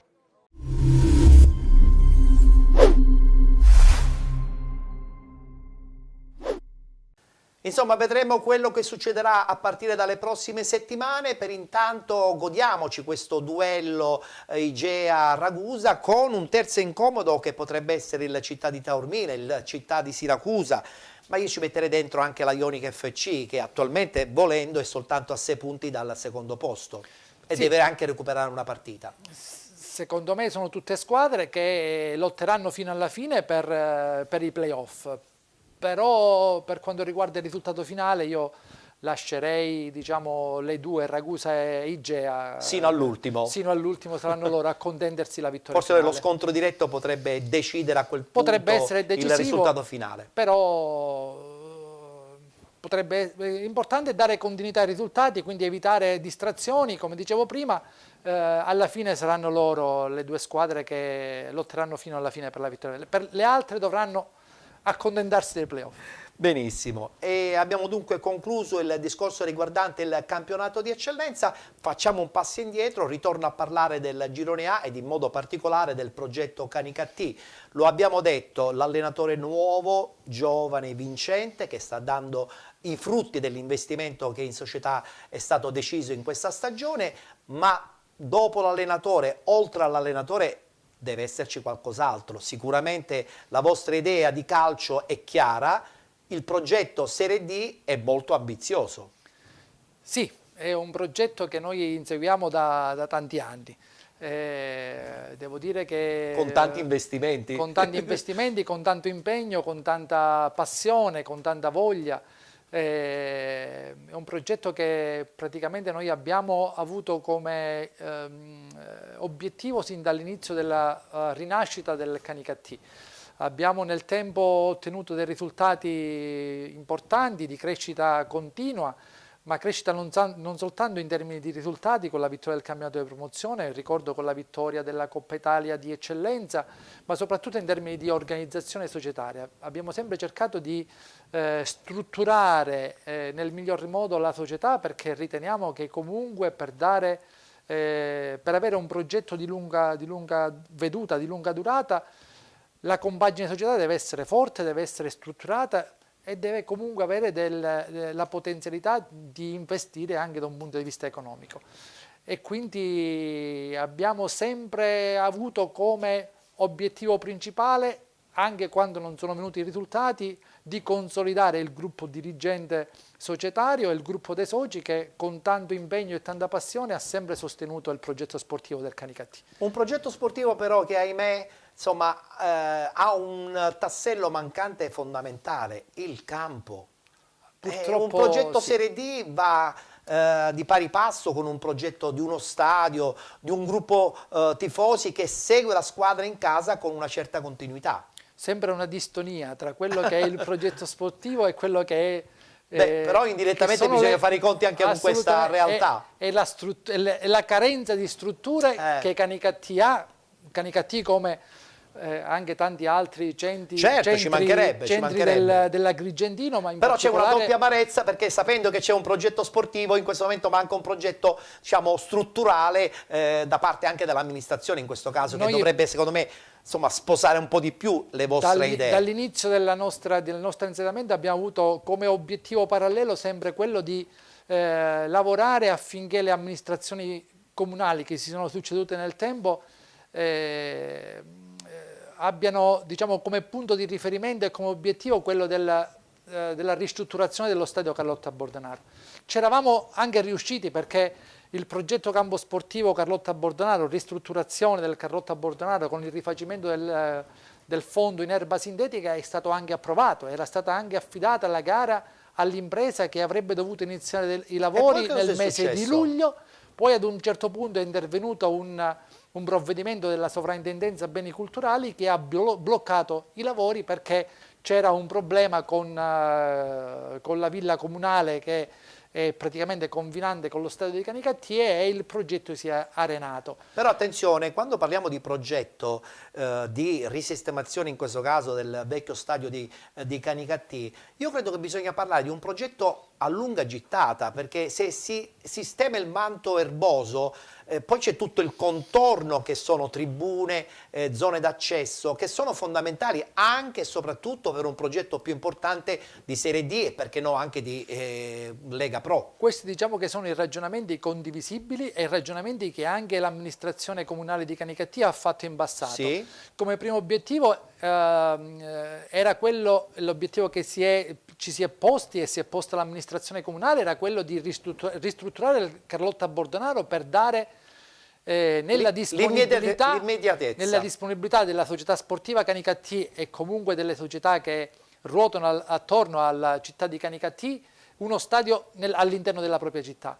Il progetto successivo, quello più ambizioso, che dovrebbe vedere la nascita di uno stadio diciamo non all'interno del centro urbano ma fuori dalla città, è quello ambizioso di uno stadio nuovo, di uno stadio che possa accogliere naturalmente anche campionati di categoria superiore, perché il progetto ristrutturazione del Carlotta Bordenaro, così come previsto, prevederebbe soltanto la possibilità di giocare fino alla Serie D, peraltro attraverso delle deroghe. In questo contesto è tenuto conto di quelle che sono le difficoltà delle amministrazioni finanziarie in questo momento e delle disponibilità di bilancio che c'erano fino a ieri, si è cercato di fare il massimo di quello che era possibile fare adesso. È chiaro che per il futuro sarebbe ambizioso, però vogliamo essere anche pratici e concreti, meglio qualcosa di subito piuttosto che avere dei sogni che non si realizzeranno mai. È vero, anche perché poi questo campionato lo state giocando adesso lo dovete vincere. E le esigenze sono adesso, infatti, le esigenze sono ora, quindi noi già il problema ce l'eravamo posto 2 anni fa quando non abbiamo, diciamo, abbiamo perso i playoff contro il Biancavilla. Il problema dello stadio era già un problema allora imminente. Adesso stiamo lavorando per creare la disponibilità del settore ospiti sullo stadio di Ravanusa che al momento ci ospita, e quindi il nostro obiettivo, diciamo, immediato sarebbe, in attesa che venga ristrutturato il Carrotta Bordanaro, di continuare a giocare a Ravanusa. Dalle sue parole però c'è dell'ottimismo, e quindi io sono contento che insomma anche in società c'è dell'ottimismo, speranzosi. Assolutamente sì, peraltro diciamo, il nostro gruppo dirigente dà il massimo sostegno per quelle che sono naturalmente le nostre possibilità da un punto di vista di stimolo, di sollecito, di indirizzo e di sostegno di quella che è l'attività politico-amministrativa. È chiaro però che le scelte poi definitive vanno prese dall'amministrazione finanziaria, e sono loro che poi devono diciamo, fare il passo decisivo. Ora il sindaco, neoeletto sindaco, che praticamente rispetto a quel progetto che aveva avuto una battuta d'arresto, sta ripresentando delle varianti per riprenderlo e quindi dare di nuovo, diciamo, impulso all'azione. Il sindaco vi è vicino? Il sindaco ci è questo è vicino, e importante, questo per noi è un supporto decisivo per la continuazione del progetto sportivo. I tifosi chiaramente che hanno vissuto la storia del Canicattì ricorderanno un Canicattì nella vecchia Serie C. I tifosi adesso stanno sognando magari di ritornare a quei fasti? Assolutamente sì, sono coloro i quali ci sostengono in ogni partita, in ogni momento, devo dire, della stagione sportiva, oltre che durante le partite.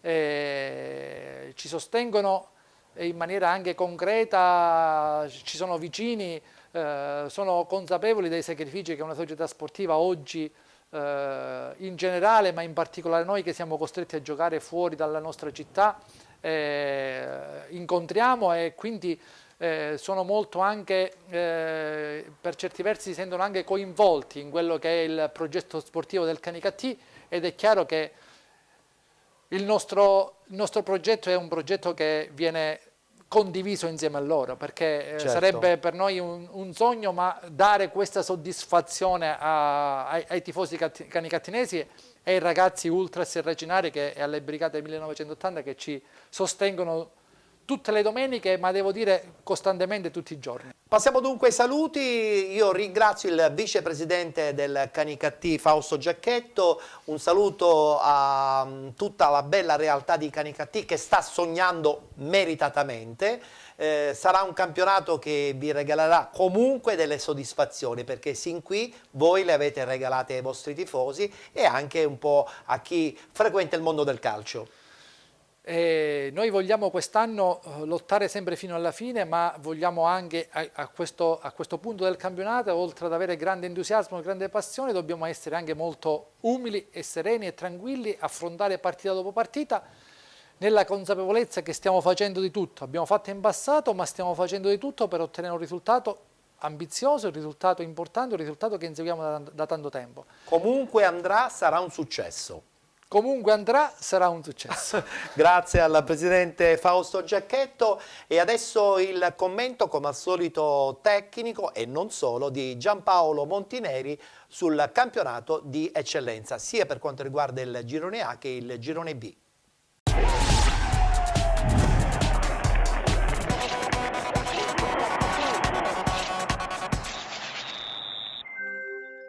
Caro Ettore, come stai? Buona settimana, ed è una settimana che ci proietterà all'uscita di gennaio, una settimana che ci aprirà un'altra volta il calciomercato, una settimana in cui la quinta serie nazionale ha messo i tacchetti in campo. In qualche modo ci sono state delle partite nel girone A e nel girone B e hanno permesso un attimo di spostare gli interessi del mese di stop. Perché un po' a bulico si è stati un po' spenti, e realmente anche noi comunicatori liberi di questo mondo siamo rimasti senza argomenti, perché non ne avevamo. E parlando con molti addetti ai lavori, ma spesso mi dicevano: Monti, perché non facciamo una trasmissione tanto per passare un po' di tempo assieme? Questa è una premessa importante, perché quasi ci siamo anche ancora maggiormente distaccati, isolati. Calciomercato questi 10 giorni, non so perché, non capisco il motivo, però se i pensatori l'hanno individuato questi 10 giorni magari qualcosa accadrà, perché qualcosa accadrà. Ieri io nella domenica sono stato a vedere se Città di Siracusa Taormina, una gran bella partita, e in effetti il presidente del Taormina non ha nascosto di fatto di poter fare qualche operazione di calciomercato, però attenzione, non ci sono svincoli, quindi quelli che non volete vi devono rimanere qui, ok? Perché qualcosa la si deve pagare di dazio in tutto questo marasma di calciomercato, di giocatori che vengono presentati e poi non vengono come dire nemmeno tesserati. I ragazzi si allenano, sono lì, magari gli danno un contentino economico e poi ciao un bar, e i ragazzi non si sono presentati. È successo alla Virtus Ispica, ma anche ad altre società che in settimana abbiamo messo comunque al mondo mediatico, abbiamo preso Caio, Sempronio e poi sono diventati tutti Filistei, spariti nel nulla. Quindi anche questa cosa un pochino, però qualche cosa dovevamo farla in pagina. 2 campionati, 2 gironi diversi, si percepisce, ma anche da quello che sta accadendo. Io mi sono preso un po' di appunti veloci, perché poi in fin dei conti non è che ogni volta dobbiamo per forza analizzare tutto, dobbiamo essere attenti nelle dinamiche di qualche passaggio, no? Anche perché si deve giocare, si deve ancora recuperare, si devono fare tante cose, quindi i campionati, i 2 gironi sono un po' non proprio compatti, hanno delle fessure, delle lesioni. La lesione importante che è avvenuta in settimana è stata quella dell'Enna con l'esonero di Sebbi Catania. Molti nomi, ma di sicuro uno. Ora chissà, magari sta allenando, che è Terranova, perché sembrava fatto il tutto con l'allenatore che aveva superato la griglia di chi comunque bene o male si erano fatti i nomi di Pippo Strano, di Davide Boncore. Perciò però ancora non è stato presentato. Mercoledì si gioca, ripeto, magari starà già allenando, perché spesso accade che l'allenatore ne approfitta per conoscere il gruppo e poi si vedrà. Se l'accordo economico fino a fine stagione, quindi 3 mesi, se tutto va male, perché poi nel caso entri nei playoff aumenti di 15 giorni, 20 giorni. Però oggi, fateci caso, stiamo lavorando anche su questa cosa, la tempistica, la quantità, non più ok con l'opzione per, si lavora veramente a prestazione singola, breve periodi, molto segmentati, perché in effetti non abbiamo certezze. Questa è una cosa che è venuta fuori maledettamente in questo triennio che stiamo vivendo, perché questo già è il 3° anno, che significa il 3° anno un po' ambiguo. E allora l'Enna paga Sebbi Catania perché deve pagare qualcuno, perché l'Enna non ha potuto fare attività agonistica con continuità. Solo così riesce a vedere il lavoro di un allenatore comunque, quando dalla parte orale li metti in campo. Vanno i giocatori in campo, tu fai un lavoro settimanale molto convinto e poi il pareggio e poi la mentalità, l'atteggiamento. Anche i calciatori si scoglionano un po', scusatemi, di questo tipo di... perché anche il calciatore, anche l'atleta e anche gli arbitri. Gli arbitri non tengono i 90 minuti, perché hanno bisogno poi del ritmo gara, del ritmo. E io ho visto delle partite dove gli arbitri, sapete quando cambiano colore, no? Diventano un po' violaceo, spuntano tutti i capillari in viso, e quella è mancanza di ossigeno. Quindi allenamento. È successo all'arbitro di Vasto che è venuto ad arbitrare Città di Siracusa Taormina, a un certo punto gli è mancato un pochino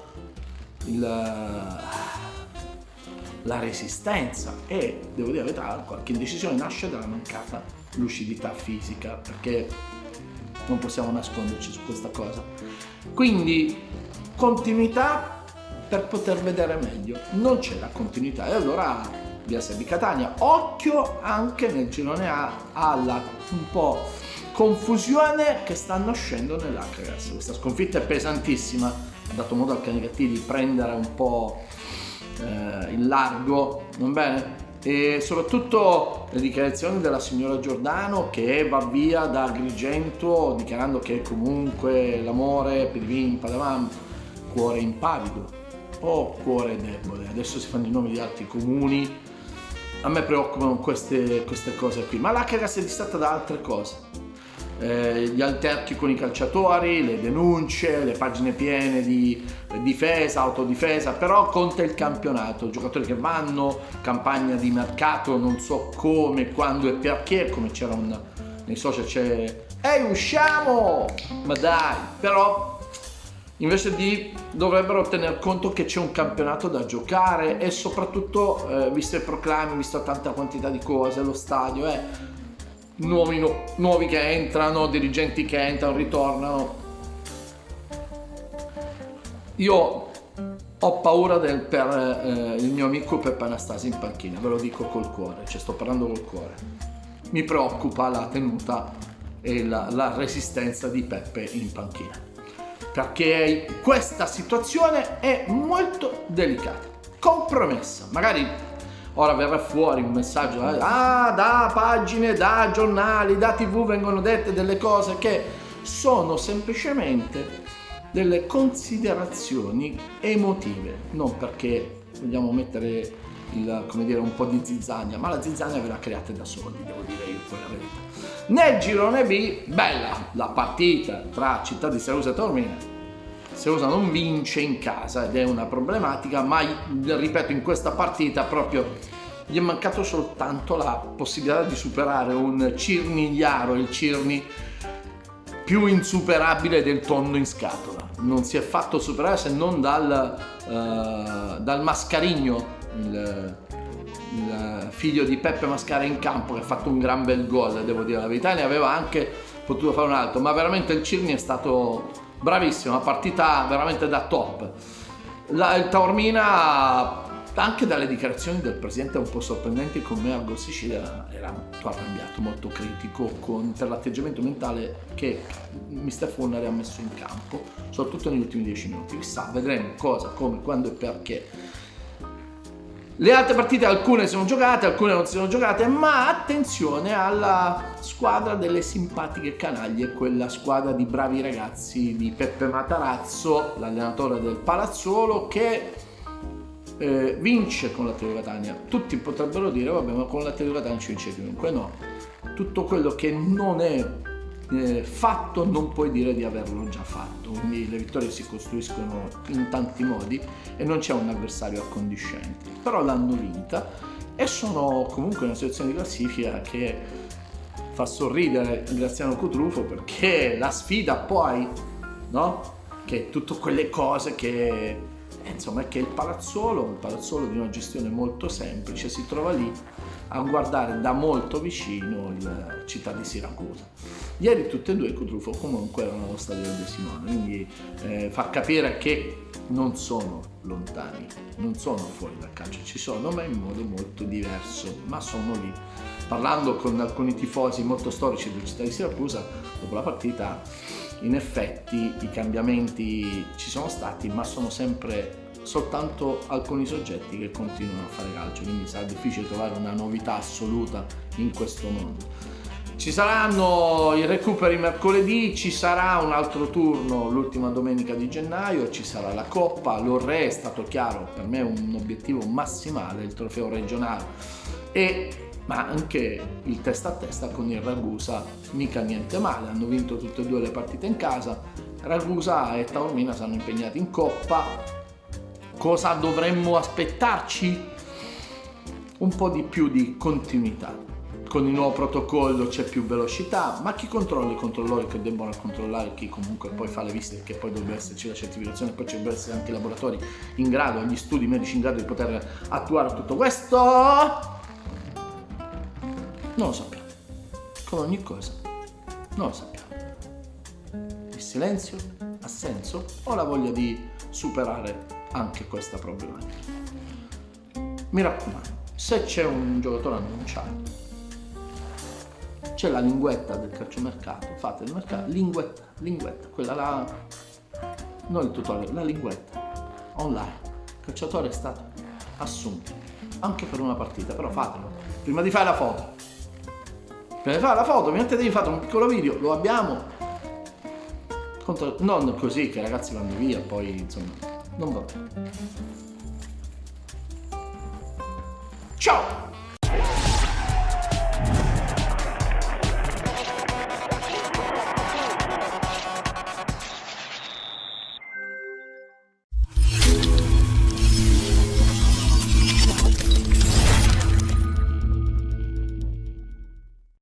Grazie Giampaolo, il tuo punto ritornerà sempre qui all'interno di Penalty tra 7 giorni. Trasmissione che concludiamo con un omaggio ad un personaggio sportivo che è venuto a mancare proprio questa settimana. Parliamo di Gianni Di Marzio.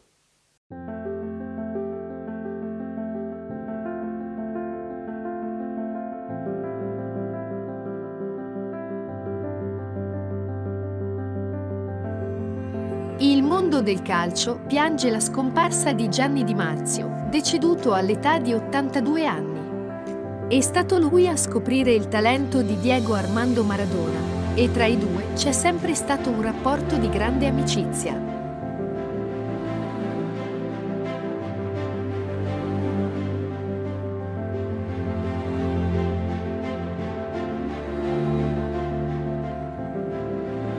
A dare l'annuncio della sua scomparsa, il figlio Gianluca, giornalista di Sky Sport, sui social network, che ha scritto: "E adesso potrai finalmente allenarlo, il tuo caro amato Diego. Sei stato un grande papà, mi hai insegnato tutto e non sarò l'unico a non dimenticarti mai."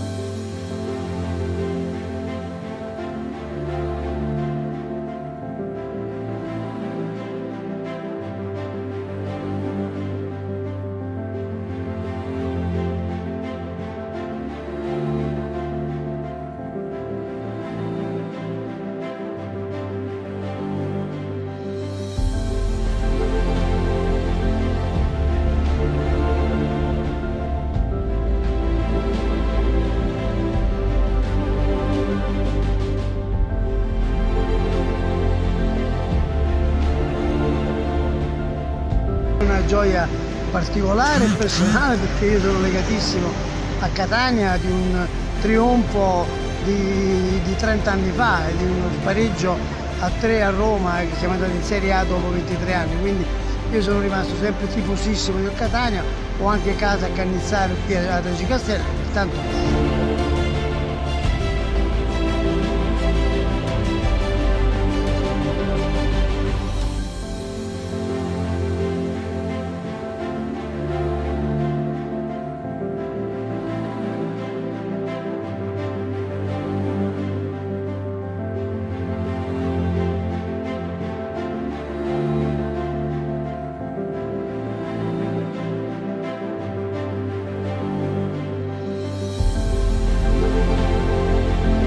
adesso è un calcio più un calcio di business che non un calcio di passione, di romanticismi che purtroppo hanno lasciato il tempo ed sono stati sostituiti da quelli che sono gli interessi, però sostanzialmente rimane sempre lo sport più bello del mondo.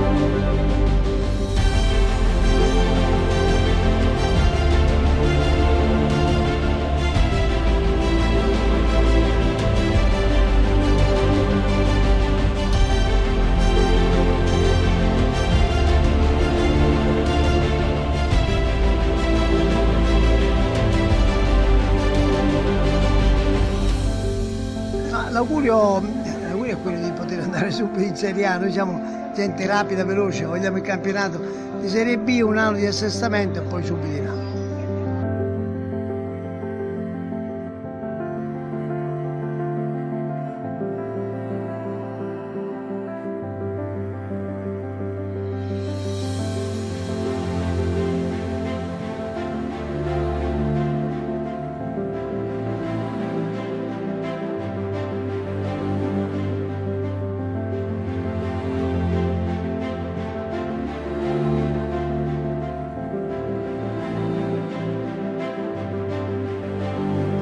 Una visita speciale dove, come in ogni partita, che non bisogna mollare mai.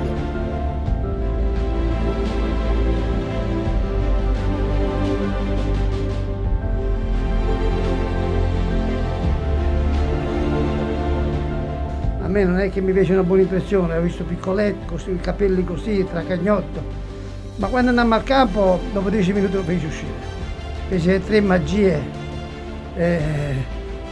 da rimanere impresse nella memoria per tutta la vita. Con questo aneddoto Gianni Di Marzio racconta il suo primo incontro con il Pibe de Oro appena sedicenne in Argentina nel 1978. Fu proprio Di Marzio, ex allenatore ed ex direttore sportivo, a portare in Italia Diego Armando Maradona. Ci riuscì nel 1984.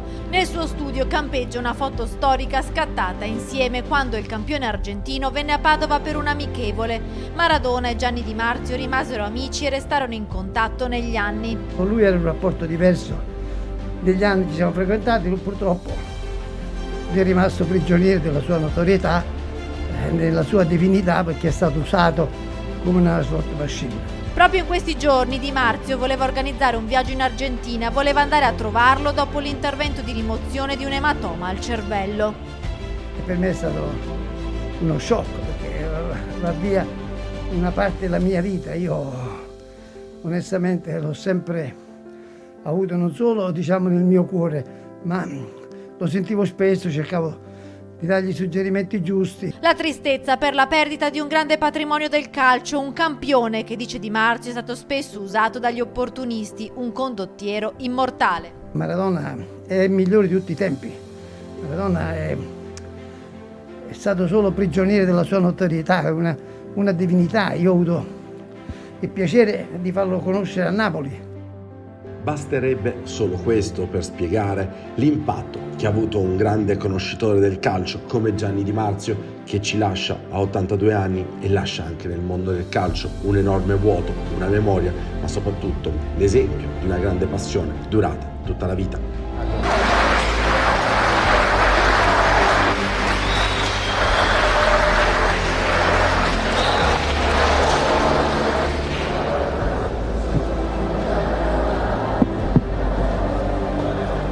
Il derby Catanzaro-Cosenza è sicuramente speciale per noi, è una partita che sarà sempre nel nostro cuore. Io spero di fare presto la telecronaca di questa partita, perché manca all'appello della mia carriera, quindi spero di venire presto per commentare il derby tra Catanzaro e Cosenza. Divertitevi, che sia un bellissimo derby. Ciao da Gianluca e da Gianni. Ciao.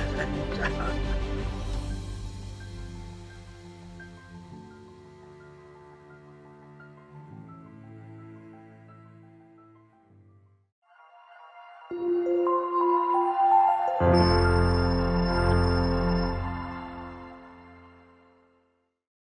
Il ricordo di Gianni Di Marzio, soprattutto per noi sportivi catanesi, è un ricordo indelebile, rimarrà sempre nei nostri cuori. Grazie Gianni. Chiudiamo qui la puntata di Penalty, appuntamento alla prossima settimana, sempre qui su Gold 78 HD, canale 78 del digitale terrestre.